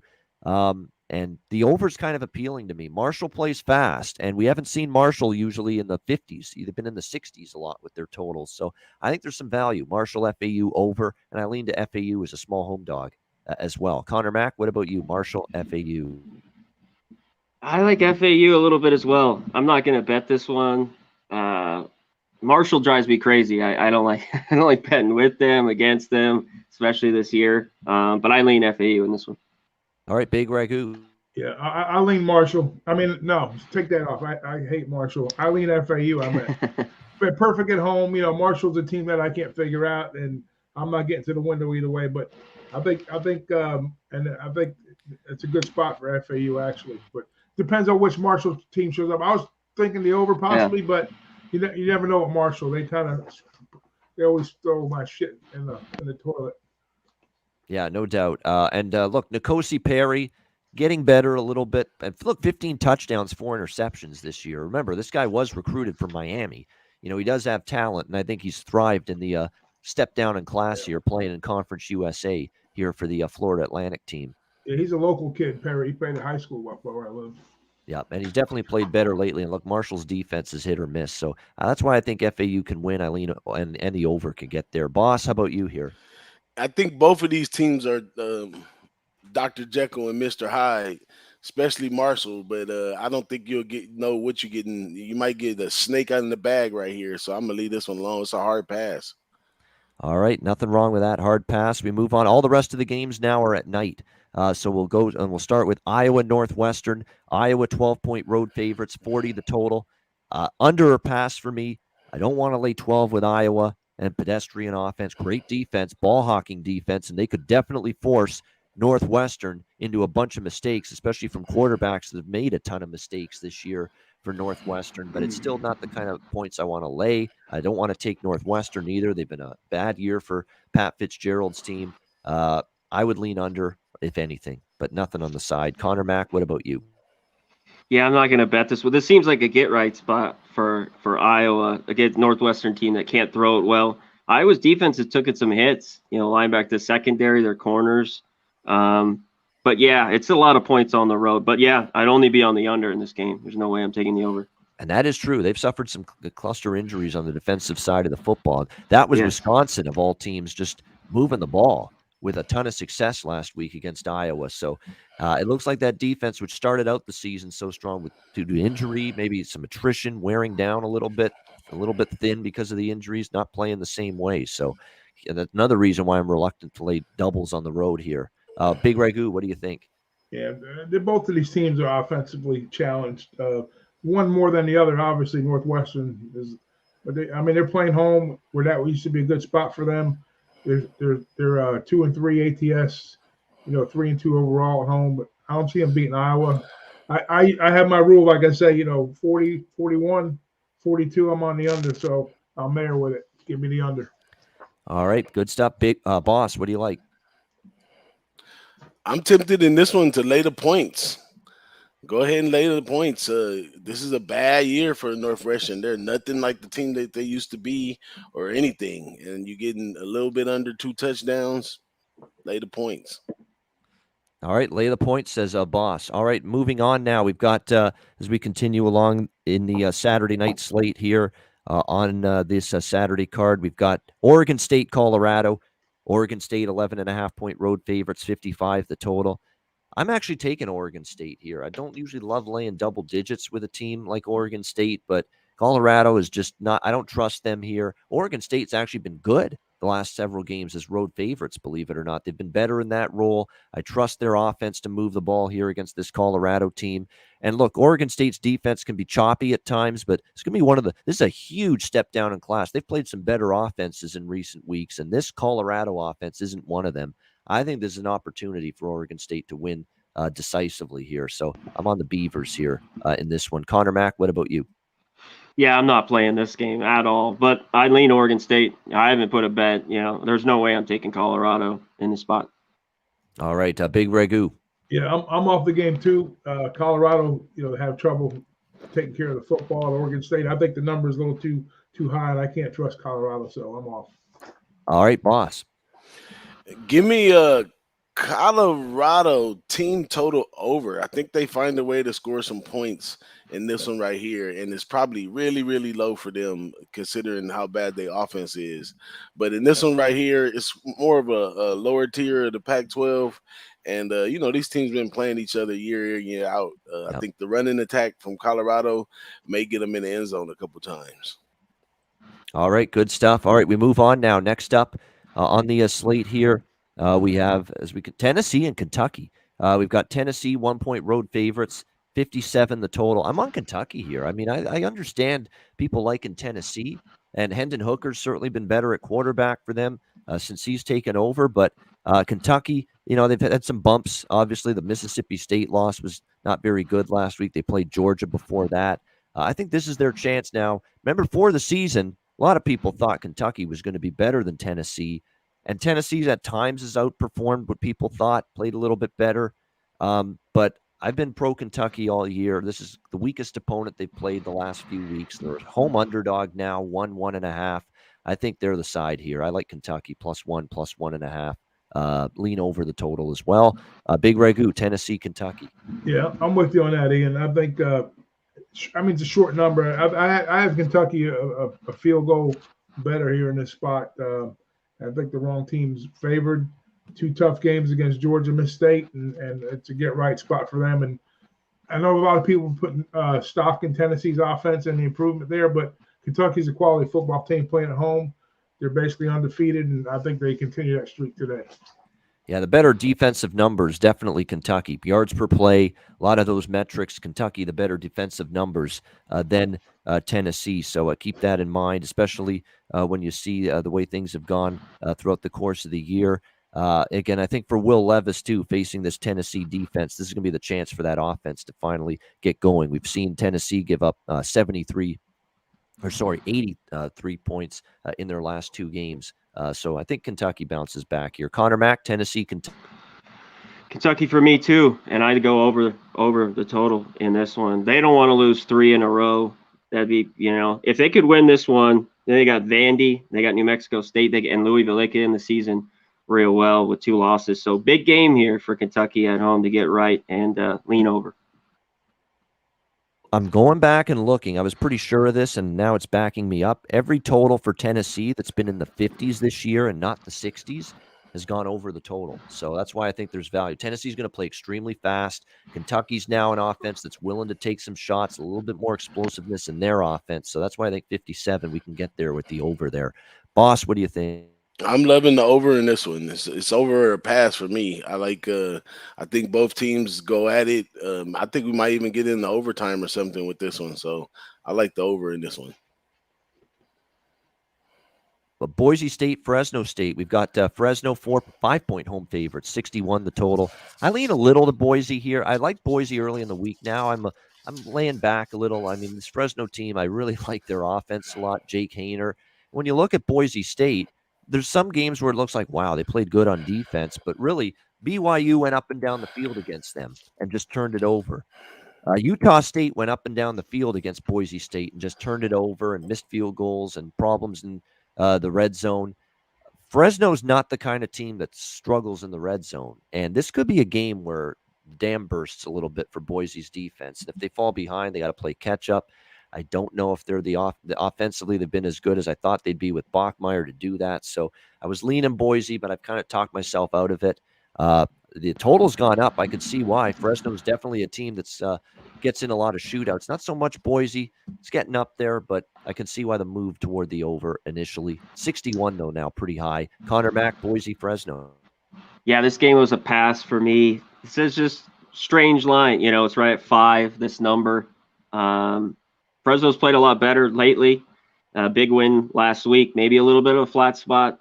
I lean Boise as well. I doubt I get to the window, but I lean them here. All right, Big Reg.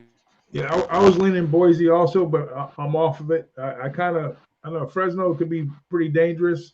Boise, they've had some inconsistencies, but they've been solid on the road, getting wins and the number. So, but I think Fresno's owned the series overall. So, and the numbers are a little tricky too. I could see him winning by a big margin, or I could see it being like real close. I think it's going to go Fresno's way, But I think Boise can stay within the number, or it could be a blowout Fresno if that makes any kind of sense.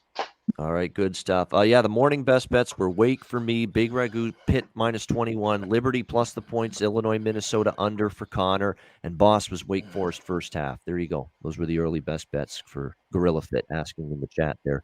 Boss, what do you like in this game? So Fresno State is extremely excited to play at home. They're expecting a sellout crowd today. This Boise State is really banged up. They're still losing players. I believe Kalani, they're going to go ahead and wait till next season for him. Fresno State, on the other hand, is getting healthier. They may be getting Ronnie Rivers back today. They may be getting one of their receivers back today. So everything is going in Fresno State's way. As a matter of fact, I have them penciled in the Mountain West Championship because strictly because they're playing better defense than they played in the past. And the line setters are still not seeing that the defense over there. But in this game, in the event that Boise steps up to play, because Boise still has a chance with a win right here against Fresno State to still compete on their side of the Mountain West to get in the championship game. So a win for Boise today would be like major on putting them back on track. But a win from Fresno State could further solidify them going in on their side, because they only have like San Diego State in front of them, who's kind of diminishing because of their quarterback situation. And Fresno State has one of the most healthiest offense in the Mountain West, especially with the quarterback back there, who's probably going to be going to the NFL as well. So I'm staying on Fresno State side minus the points today, and I lean over just in case Boise shows up. And because if Boise showed up, it's going to be in the air because they haven't been able to get the run going all year. And they're still losing players at that. And depth is going to be a big problem for Boise in the second half, because we're at the time of the season where these players are going to get fatigued. So when fatigue sets in the second half and they don't have that much depth, that's when Fresno State can take over. So Fresno State, and I lean over. Fresno State and over for Boss. UNLV, New Mexico. We stay in the Mountain West. New Mexico, 1.5 point home favorites, 45 the total. After seeing UNLV get shit rocked last week, I'd actually lean New Mexico in this game. But gosh, this is can't win to the tits. This game, UNLV and New Mexico. I want no part of it. If you forced me, Lobos, just because they're at home, and I don't know if the UNLV, that was a sad effort last week. Absolutely sad. I lean New Mexico, but I am staying far away from this one. What do you think here, Conor Mac? I'm staying far away from this one as well, but maybe this it could be. Finally, UNLV get a win 2 year. I mean, I think this is it for them on the schedule. So today, get right and finally get a win for that coach, Arroyo. So if I had to, lean UNLV. Gun to my head, UNLV. All right, there we go. Next They'll up, choke, though. UNLV will choke. Hey, that's the last hope and a prayer for the running Rebels. Right. Otherwise, they might as well run right back to the locker room and go back home, because they ain't going to win shit the rest of the season. But that being said, New Mexico is as bad as they are. There was a little glimmer of hope with UNLV starting to cover some numbers a few games back, but I don't want no part of this asshole game. All right, big Boss. How about, you're the Mountain West expert? Can you make a case to bet this thing? Man, I'm off this game as well, but if I had to take a bet, I would take UNLV. I got the future for them to go over 1.5 victories. This is probably one of the main spots right here where they can probably get. If they get this one, I got a chance. If they don't get this one, tear up the ticket. I'll give you minus 300 over one game. I mean under. Excuse me, minus 300. Under one. Man, I'm telling you, that UNLV team, man, I really think it's the coach at this point, because I see a lot of athleticism in the players. I see it there, but it doesn't all come together. And I think if Arroyo, if he don't win this game, fire his seat up and get him out of there, man. Vegas deserves much better than that. Yeah, I agree. I think he's going to be out the door, maybe as early as the end of this season. It wouldn't shock me. Old Dominion, speaking of coaches out the door, Florida International. They're hosting Old Dominion. Old Dominion, 3-point road favorites, 50 the total. I'm on Old Dominion here. I think this number is relatively cheap for two teams going in completely opposite directions. Old Dominion's covering numbers. They finally beat an FBS team against Louisiana Tech last week. And let's keep in mind, 7 points or less. They lost to Buffalo, to UTEP, and to Marshall. So they could be like 5 wins right now and looking for a bowl game. Old Dominion, if things had gone a little bit better for them. They found a quarterback in this Hayden Wolf kid. He's played better. They benched DJ Mack, and Wolf's been the better option. He's played well. Defense is not great, but they played better. I just think they're the team that I think Florida International's quit. I mean, what else can you say than besides the results we've seen from Florida International the last few weeks? 0-4 straight up, 0-4 against the spread. They have lost 13 straight games against FBS teams. They haven't beaten an FBS team this year. Their only win was LIU Brooklyn. They've lost each of their last 4 games by double-digit margins. Bortenschlager it's almost like you're drunk off a Bortenschlager beer. Playing like quarterback the way this guy's been playing lately for Florida International. Their defense can't stop anybody. I just thought the number was remarkably cheap. There's a reason this line opened pick 'em. It's now -3.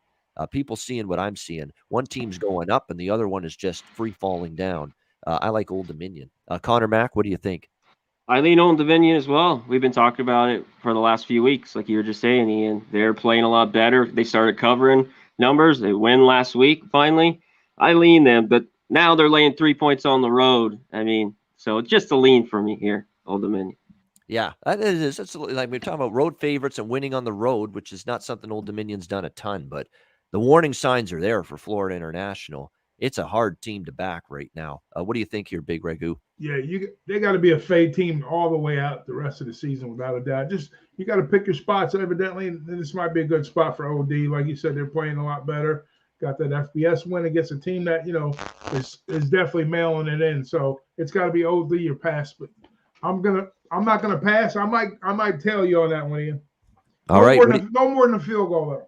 Yeah, exactly. I wouldn't lay more than -3. I actually took money line on Wednesday, and it was like -135. Oh, you're good. You're good. Yeah, I prefer it. But -3, I wouldn't go more than -3. But at -3, I still think you can go with ODU. What do you think, boss? Man, gotta find that unmute every time. But I was trying to fade the teams that didn't play in 2020, like OD.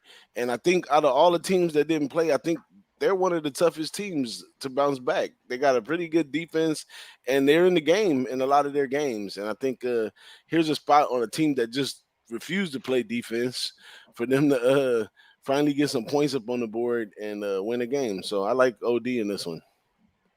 All right, next up, LSU, Alabama. Alabama, 28.5-point home favorite, 66.5 the total.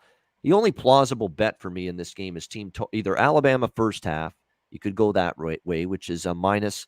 It looks like Alabama first half -18, or you could go team total over 46.5. I honestly think they could get to 48. We saw LSU has given up 40s to teams other than that, like Florida. Scored a huge ton of points against LSU's defense. And, I think Alabama could get there. It's a high team total. I don't love it, but got to throw it a lean. This is a big ESPN game tonight, LSU, Alabama. Although with LSU's struggles and mediocrity this year, it's kind of taken some shine off this game. But Alabama team total over. I'd lean Alabama -18 first half. I would lean that direction as well. Conor Mac, LSU, Alabama. Can LSU come to play here with all the things they're dealing with? I don't know. I'm probably going to stay off. I agree. One thing, Alabama at home is dominant. So, Alabama first half, I lean that way, but I'm probably not going to bet this game. Big Ragoo. I lean LSU. I think they still have the athletes, even though they've kind of we know the story about Orgeron. He's leaving, but I think this team's got absolutely no pressure on them. And I think they might do some crazy shit during the game that, they might not normally do. And it's Ed Orgeron's swan song playing Saban, for temporarily anyways, who knows down the road. But I think LSU's got no pressure to play, nothing, no monkey on their back. And I think it's going to be a wide open game for them. And I think they could stay within 4 or 5 touchdowns. Yeah, they could, because Tennessee certainly was about to, and then they collapsed in the fourth quarter, and they lost by 28 against Alabama a couple weeks ago. And, for LSU, I guess with Ed Orgeron gone, obviously they're not going to play anything more than a mediocre bowl game this year. I guess if you could say if there's one big game or one Super Bowl on their schedule the rest of the way, it's this game. So Let's see if Max Johnson, the quarterback, and their incredible running back, Tyrion Davis-Price can come to play here tonight in this one. Boss, what do you think? Gotta go Alabama first half. This is a edge off of Nick Saban coming off a bye. Really good coach coming off a bye. He's gonna come give it to him. LSU showed that they can not be so good at times. They have put it together for the last few games, but they've started off pretty rocky. You start putting these rested athletes up from Alabama, they bigger, they stronger, all that good stuff. I think they get at them and get at them fast. So I'm jumping back in the well and taking Alabama first half. All right, old reliable as it's become known. You see Alabama first half bets. We'll see if it comes through again today. All right, next up we got Clemson, Louisville. Clemson 4-point road favorites, 46. I'm on Louisville here +4. I think I know Clemson. If you bet the closing number last week, they finally covered a point spread, but boy, lucky to do it. I mean, the lateral is why that's what it took to cover the point spread for the first time this year. Was that lateral play at the end of the game. So give them credit, though. They finally won a game and covered a number, but I'm going to have to see it now. It's on the road this time against Louisville, and Louisville's played some of their best football at home. I worry about the defense sometimes, but against Clemson's offense, which, look, even last week against Florida State, it still wasn't functioning on all high levels at all with DJ Uiagalelei, the offensive line still having issues. So I'm still not interested in laying more than a field goal with this Clemson team and especially their offense on the road. So I like Louisville here. Conor Mac, what about you? I lean Louisville and under. That'd be my only plays here. They got over because of that bullshit. The other one, they get slipped over because of OT. Clemson, give me the under. All right, Big Ragoo. That's because of FSU, Connor. FSU I know. have to put the kibosh on that. All right, listen. Louisville will be in this game. Mark my words. They will be in this game because, number one, Clemson can't score points, right? And Louisville's got playmakers, and, they can make it happen. Their defense is pretty good. They started out rocky. They're playing solid football. They're playing at home. I think, can Clemson cover the number? Sure they can. But Louisville will be in this game the whole game. So give me the points. Give me the team at home. Give me Louisville. All right, Boss.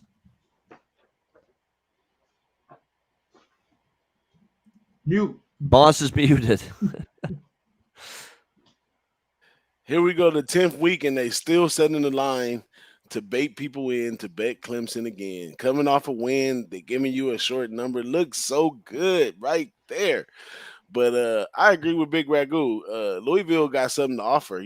They were never all the way out of the game until the fourth quarter. So they try hard. So I think that they could play around with them. But I think if you want to take something a little, I wouldn't say, I guess it is contrarian. But I think in this one, we get an over in this one. I say first half over. Yeah, I mean, it did go over last week finally for Clemson because of that lateral, but it wasn't over. At the end of the day, it was an over. Can it be that way again? Is going to end up being the question mark moving forward. So we'll see how this one ends up going here for Clemson tonight. All right, next up we've got, as we continue along, Houston, South Florida. Houston, 13.5-point home favorites, 52.5, 53 the total in this game. South Florida, look, Houston's strength defensively, we saw the passing game pick apart Houston last week from SMU. South Florida doesn't have that kind of offense. They're run heavy, and the one thing about Houston is they're a very good run defense. So this should be a good matchup for their defense, a tough matchup for South Florida's offense. Houston, to me, the much better team. I would lean to lay in the points. It's a lot. I'm not going to, but I lean to Houston. I just don't know if South Florida's offense is going to move the ball. Maybe South Florida team total under, because I don't think they're going to have a lot of success here. I lean to the full game under too, but South Florida team total under might be the best way to go, in my opinion. What do you think here, Conor Mac? Yeah, nothing on this one for me. I lean the other way. If this was over 14, I'd like it a little bit better, but I lean South Florida in the points here at home. They're getting better a little bit. Yeah, they are. They are. There's no question about that. Boss, or Ragoo, big Ragoo, what do you think? I don't think they score more than 7 points in this game. I like the team total. I would deal. It's funny you said that. Not funny you said that, but that's what I was thinking when I first looked at this game. I could see like a 31-7 final with a cover, or maybe 31-10, possibly something like that. But I think it's under, and I think team total under South Florida.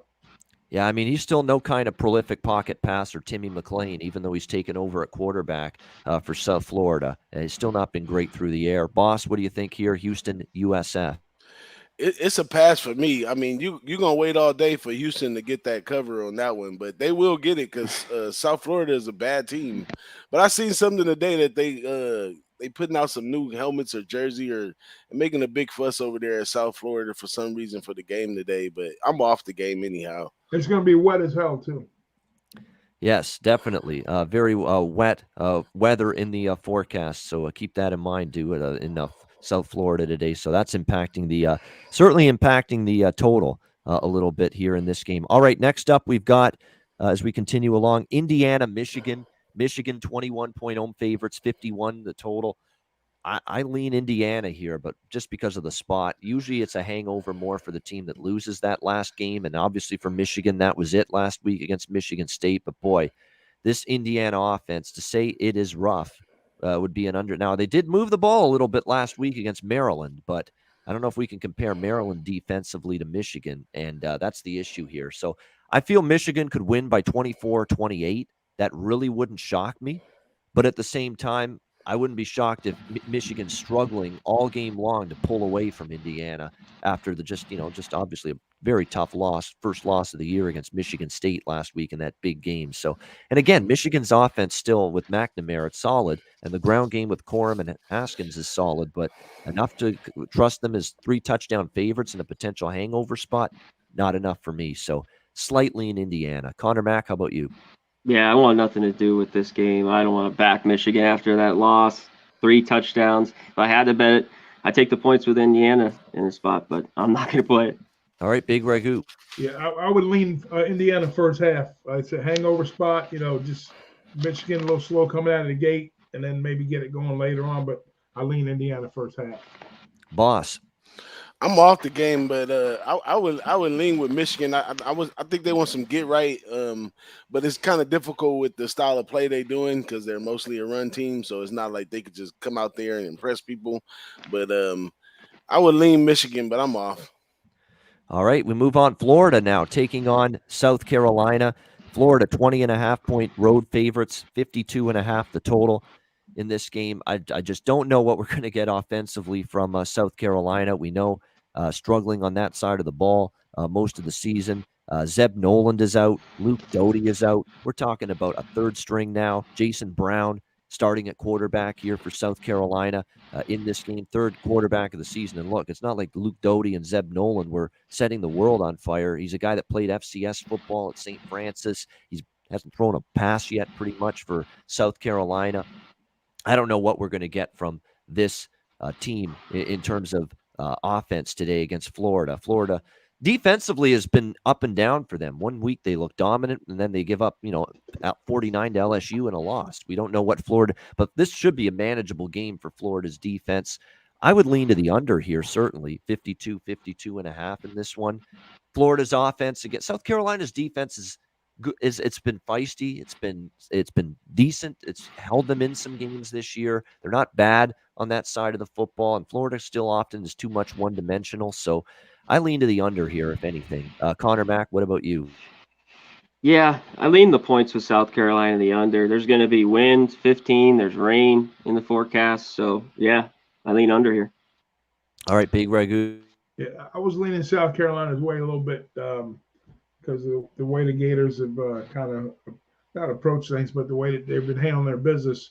And I watched a little press conference with Dan Mullen the other day, and he just said, "Hey, it's the SEC. Yep. If you're not at the top, you're in the middle. And right now we're way at the bottom of the middle, and it can go. We could be 6-0, or we could be 3-3, it could be 1-5. Just that's how it is in the SEC. And this is one of those trouble spots for them, even though they're going on the road against a banged up Carolina squad on offense. Carolina's defense is still pretty decent. It's just how long are they going to hold up, and how many times are they going to have to be on the field with that offense is going to put them in jeopardy. So I would lean Carolina, but I probably won't get to the window with it. Yeah, that's the tricky part. I mean, you look at South Carolina at home. They lost to Kentucky. They beat Troy. They barely beat Vanderbilt. They've actually had trouble covering numbers at home. But Florida's 0-3 ATS on the road. So something has to give here in this one. And I don't know. Jason, we're gonna have to see what this quarterback does for South Carolina. That's why it's a lot of ifs. I would lean under it. Just I am not comfortable laying almost 3 touchdowns with Florida. I know that. What about you, boss? Florida, South Kakalaki. If I was to take a spot on this one, I would go contrarian on this one, and I would take the over 2 because the number's probably going to go down with the rain. But sometimes what I find with the rain is that the linemen can't really set their feet on on the offensive side or the defensive side, so it gives the quarterback a little more time to throw the ball. So I think that they can get the ball around. But I mean, minus the rain, it's an under game as well. You know what I mean? But I would just go contrarian right there. I mean, Florida, they know about playing in wet weather all the time, and same thing with South Carolina. It's not going to affect them that much. All right, we have Texas and Iowa State now in the Big 12. Iowa State 6.5-point road favorites, 59 the total in this game. We need to talk a little about Iowa State, just not quite that same team this year. 5-3 is not terrible, but we see them lose last week against West Virginia, 38-31. They've had trouble covering numbers the last couple weeks, 0-2 ATS. That's been a little bit of an issue for them as well. We'll see if they can bounce back here after the loss at West Virginia against Texas. Texas is on a 3-game losing streak as well, 0-3 straight up, 0-3 against the spread. But Oklahoma State, and Baylor, 3 of the best teams in the Big 12 right there. And I'll say this about Texas, 7-point loss to Oklahoma, 8-point loss to Oklahoma State, 7-point loss to Baylor. It's not like they were blown out. They were right in those games. And with Iowa State's difficulties covering, I'm leaning Texas here, plus 6.5 in this. This could be an over, too, just because Texas is almost a dead nuts over team right now.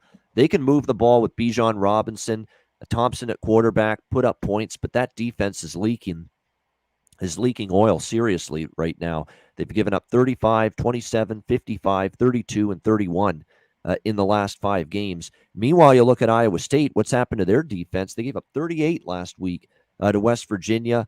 They gave up 31 to the next best offense they played, Baylor. I think this could be an over, and I don't usually think of Iowa State that way, but this one I think could get there, over 60 with these 2 teams. Conor Mac, Texas, Iowa State. Yeah, I can't take Texas. I just don't know why. Iowa State I haven't backed really all year. We talked about this on Monday. I think I'm just going to stay off. I lean Iowa State with under the touchdown here, but this just a stay off for me. All right, Big Ragoo. Yeah, this is not your traditional Iowa State Matt Campbell team. Normally they're in close games, tight defensive squad. Just this year they've been kind of like all over the place. In Texas, they're reeling a little bit. So I don't want no part of either team in this spot. And you look back, the last 5 head-to-head meetings, Texas, Iowa State since 2016, only 1 win for Iowa State, and that was a 3-point win. So the evidence of Iowa State beating Texas by margin, it's not there based on the last 5 years. Boss, what do you think here? I mean, I lean Iowa State just because of their pass D, and I know that Texas likes to pass, but I just want to watch that game. I don't want to play it. All right, next up, we've got, as we continue along, Oregon, Washington in the Pac-12. Oregon, 7-point road favorites, 48 the total in this one. I could only back Oregon here. I think they're the much better team. I have not been impressed with Washington all year. And how about the fact that Washington last week against Stanford, who just looked so pathetic last night against Utah in that game last night, and Washington's life and death to beat Stanford last week in that game, and life and death to beat Arizona 21-16 the week before. Now they got to face Oregon, and I'll say this about Oregon. They're starting to get their game into shape. They had that loss to Stanford, their only loss of the year. They were the only team to beat Ohio State this year. And the Cal was a little bit of a lackluster effort, but they beat UCLA. It's a pretty good road win for them against a solid Bruins team.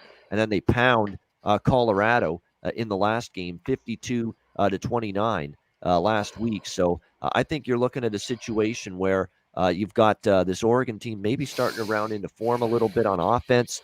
Their defense has been pretty good most of the year.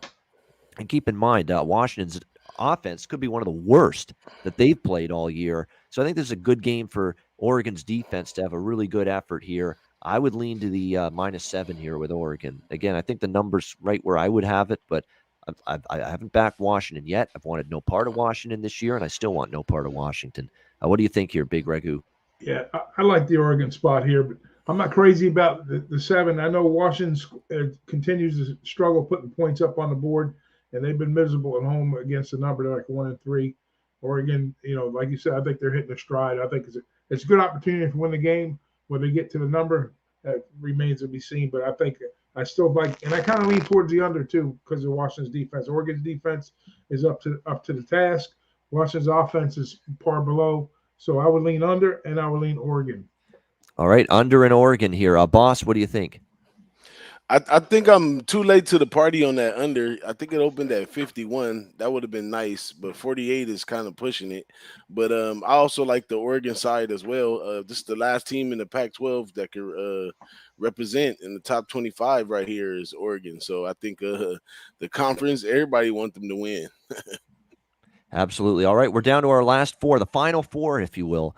San Jose State, Nevada. Nevada, 11-point home favorites, 55.5 the total in this game. This is a serious revenge spot, and all I've heard from Nevada this week is they lost to San Jose State last year, and that took them out of the Mountain West Championship game. Players remember that. Strong has talked about it. A lot of the other players have brought it up.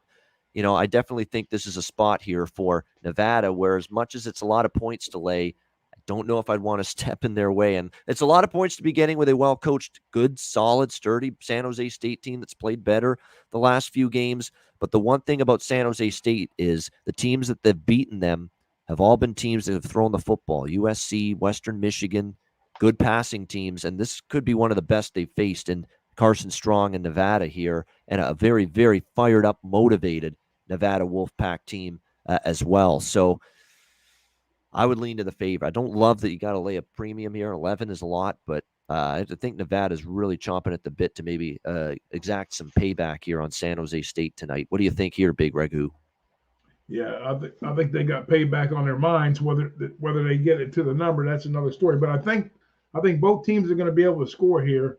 I think Nevada is definitely going to air it out, and I think San Jose is going to get their share too. I think that number is a little shy. A little low, should I say? I think 54 and a half.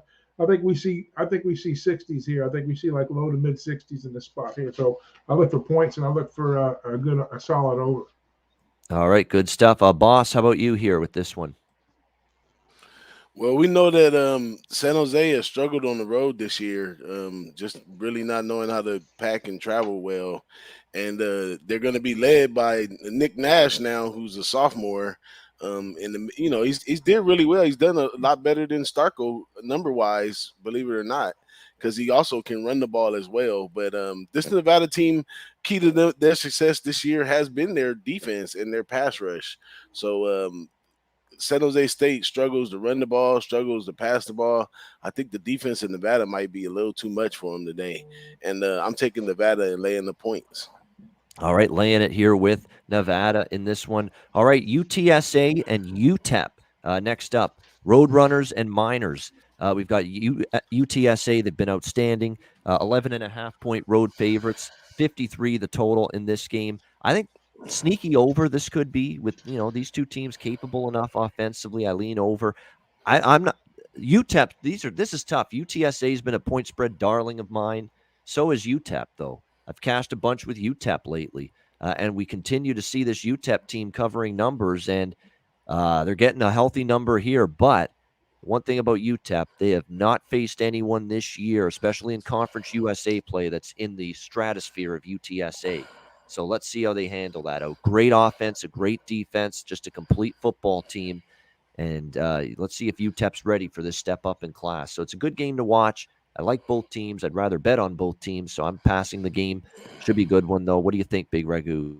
It's a good pass opportunity because I was thinking the same thing. UTEP, I'd probably back UTEP more than I back UTSA. I was kind of late to the party with them, but UTEP, I've been on them all year. They've had really good defensive matrix numbers that kind of got them to the window in a lot of opportunities. And I don't want to step in front of UTSA in this spot. My numbers tell me UTEP, and then at the same time, UTSA is a very dangerous team. And I know 11, doubles is tough to do, but I think it's a good spot either way to kind of stay off. Yeah, I agree. I think it's a great game to watch. Love both. That's what you do. Don't force shit. Don't force bets that you don't love. I love UTSA, and I've made a lot of money with UTEP as well. Like I say, I've been bringing the axe out every week on this show, mining for units, mining for profits with UTEP, and I've been doing that. So I'm just two teams that have served me well. Just enjoy a good football game. That's what I'm going to do. Boss, what about you in this one? Oh, well, this is Texas versus Texas, so I'm always leaning over in that. So I really like the over in this one as well, too. Both of them have really good run D, and both of them are pretty balanced on offense where they can run and pass. So I think the run D shuts down the run on both sides of the ball, and they have to put it in the air, so the total gets over. All right, liking the total over as well. I agree with that. That I might bet the over. I'm definitely not going to bet the side though in this one. Two good teams that I've backed a lot this year.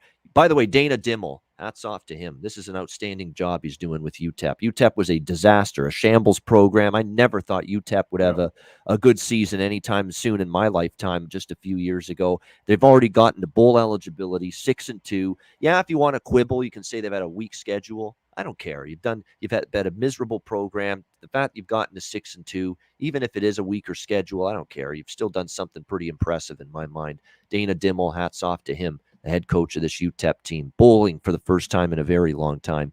All right, next up, we've got USC in this one taking on Arizona State. Arizona State, 10-point home favorites, 61 the total in this game. Can Arizona State bounce back? Because that was ugly for them. Turnovers, fumbles, penalties, just miscues, bad defense, all of it against Washington State last week. A terrible game for the Sun Devils. Do they have a better one in them? I've got to believe they do. And USC on the road against a good team, that's not necessarily something that I'm ready to bank on with them, trusting them to step up against a pretty good football team on the road. And look, they just lost Drake London, who's by far their best receiver and their best offensive weapon, especially in the passing game. And that receiving core, it's a lot thinner this year than it's been in the past. And without him, where's that offense and that passing game going to – who's going to take over at receiver and step up for Keaton Slovis in the passing game for USC? I'm not sure. So I understand why Arizona's taking the money. At 10, maybe I ease off, but I would lean to the Sun Devils a little bit. What do you think here, Conor Mac? USC, Arizona State. Man, I want nothing to do with this one. Initially, I lean Arizona State, but like you said, it's creeping up to 10. They laid an egg last week. Washington State took it to them. And I can't SC all year. I haven't been able to gauge what they're going to do, how they're going to play. But I lean over a little bit. There should be points. SC's, played to the over all year. Yeah, I could. And look, Arizona State's defense shockingly bad last week against Wazoo. So maybe there will be points here. Big Ragoo, I think, had a Pac-12 late over last week with UCLA and Utah, if I'm not mistaken, and it went over. And I like that over too. What about this one? Are you going back to a late Pac-12 shootout here, Big Ragoo? We need one, man. We need one desperately because there's a bunch of unders coming today too. But this could be the spot here. We're talking what 50? What is it? What's the total on this game? 61. It's kind of crept up a little bit, and the numbers crept up with Arizona State too. So.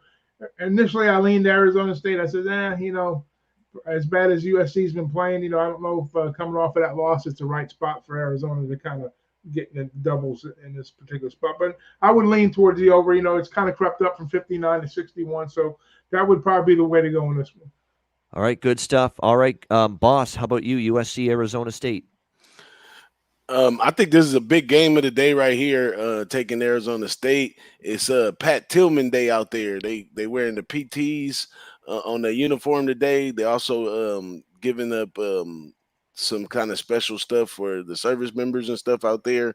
So it's a big day out there with Arizona State. And then you got a USC team that's traveling that got all kinds of drama. They don't know who the coach is going to be. It's just so much.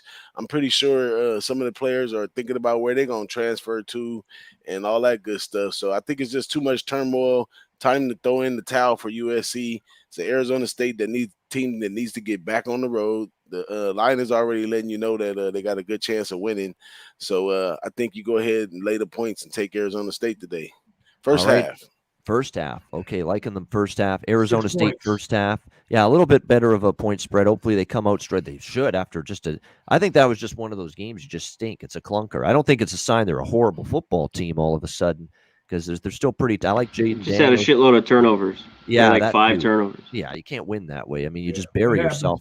Yeah, when you turn the ball over that much, and that's exactly what happened. So -6 is the first half here for Arizona State in this one. All right, the final game of this Saturday card, San Diego State and Hawaii. Mountain West action to wrap it up. San Diego State 7-point road favorites, 45 the total in this game. I lean to Hawaii a little bit. I know Hawaii's been burning money for their backers lately, but I'm not ready on the island here to trust San Diego State laying 7.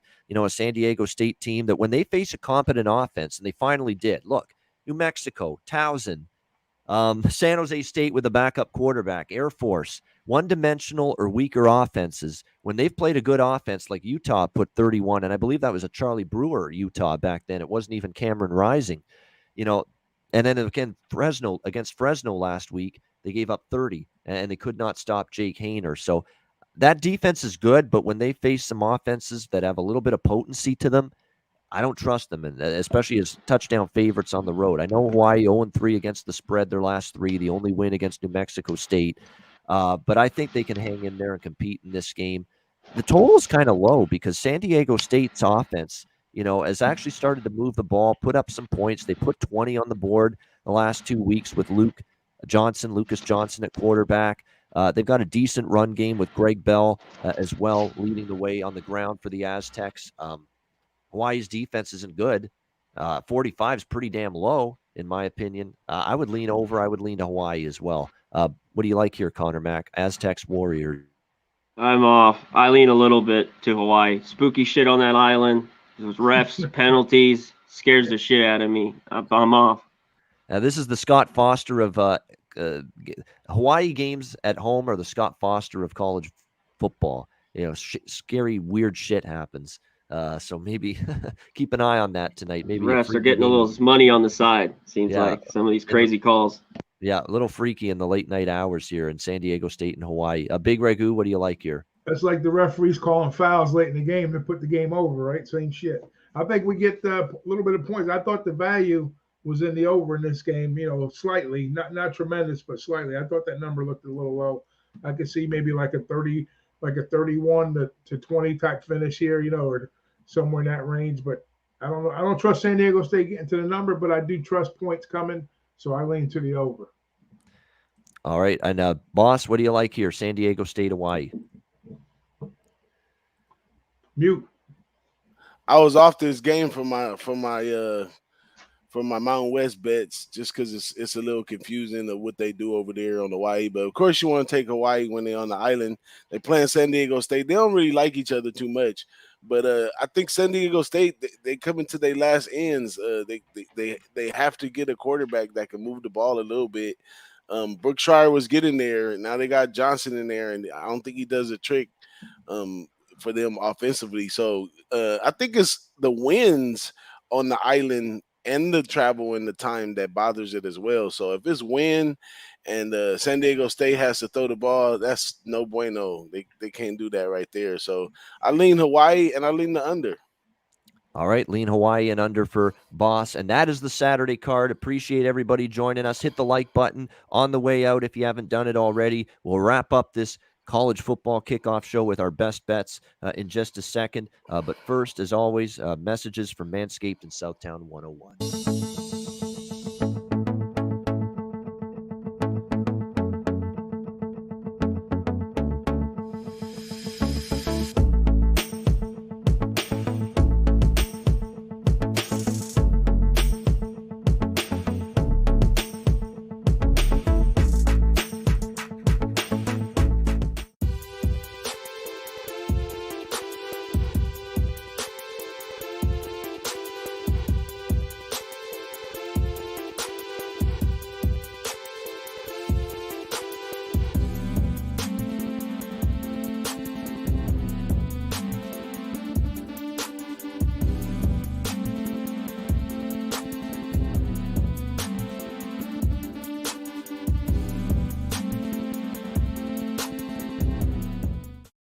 Town 101, when you're in San Antonio, Texas, stop in for great food, drinks, live music, DJs, and karaoke. Manscaped promo code PubSports, 20% off your purchase, Lawnmower 4.0, and any Manscaped product at manscaped.com using the promo code PubSports to take 20% off.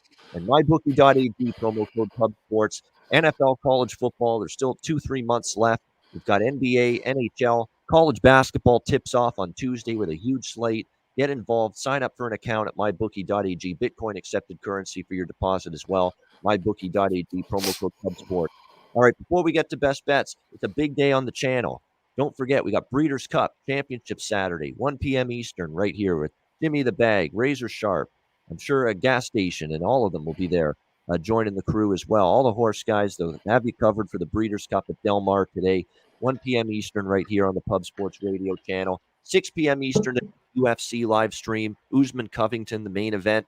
A great card tonight in UFC, 6 p.m. Eastern, right here on Pub Sports Radio. Make sure you check out both of those Breeders' Cup UFC live streams today, right here on Pub Sports Radio. Wall-to-wall action and coverage on the channel throughout the day. All right, guys, best bets to wrap up the show. Conor Mac, we'll start with you. Best bet, what do you like? I'm going right back to an under. They've been rolling for me here on these best bets. And I'm going Michigan State, Purdue, under 53.5. Just think it's a little bit too high and it stays under that today. All right, Michigan State, Purdue, under 53.5. Best bet for Conor Mac. Big Ragoo, best bet. I'm going to go with the Wildcats at home, Kentucky Wildcats. Wrong team favored. Team's freshened up, undefeated home so far. Give me Big Blue at the house. All right, Kentucky, +1 against Tennessee. Best bet for Big Ragoo. DJ Big Boss, best bet. Hey, in respect to Pat Tillman, give me Arizona State first half. All right, Arizona State -6 first half for DJ Big Boss here in this one between USC and Arizona State. And best bet for me going into tonight. Let's I'm going back and forth with a couple here. Let's go with let's do Louisville +4 against Clemson. I'm not sold on Clemson yet. Being road favorites of more than a field goal. Louisville's been pretty good at home this year. Cunningham, I don't know if that and look, the Louisville defense didn't play that bad the last couple of weeks. So again, Clemson's offense still, and the most lucky win and cover you'll ever see last week against Florida State. I'm going to need to see them cover point spread twice before I trust them laying more than a field goal on the road. So I'm going to go Louisville +4 against Clemson for my best bet. And that'll wrap up this edition of the Pub Sports Radio Saturday College Football Kickoff Show. Breeders' Cup at the top of the hour. UFC later tonight right here on Pub Sports Radio. For Big Ragoo, for Conor Mac, for DJ Big Boss, I'm Ian Cameron. Have a great Saturday. Cash some tickets, enjoy the games, and good luck. We'll see you again next Saturday right here for the Saturday College Football Kickoff Show on Pub Sports Radio. We beep up.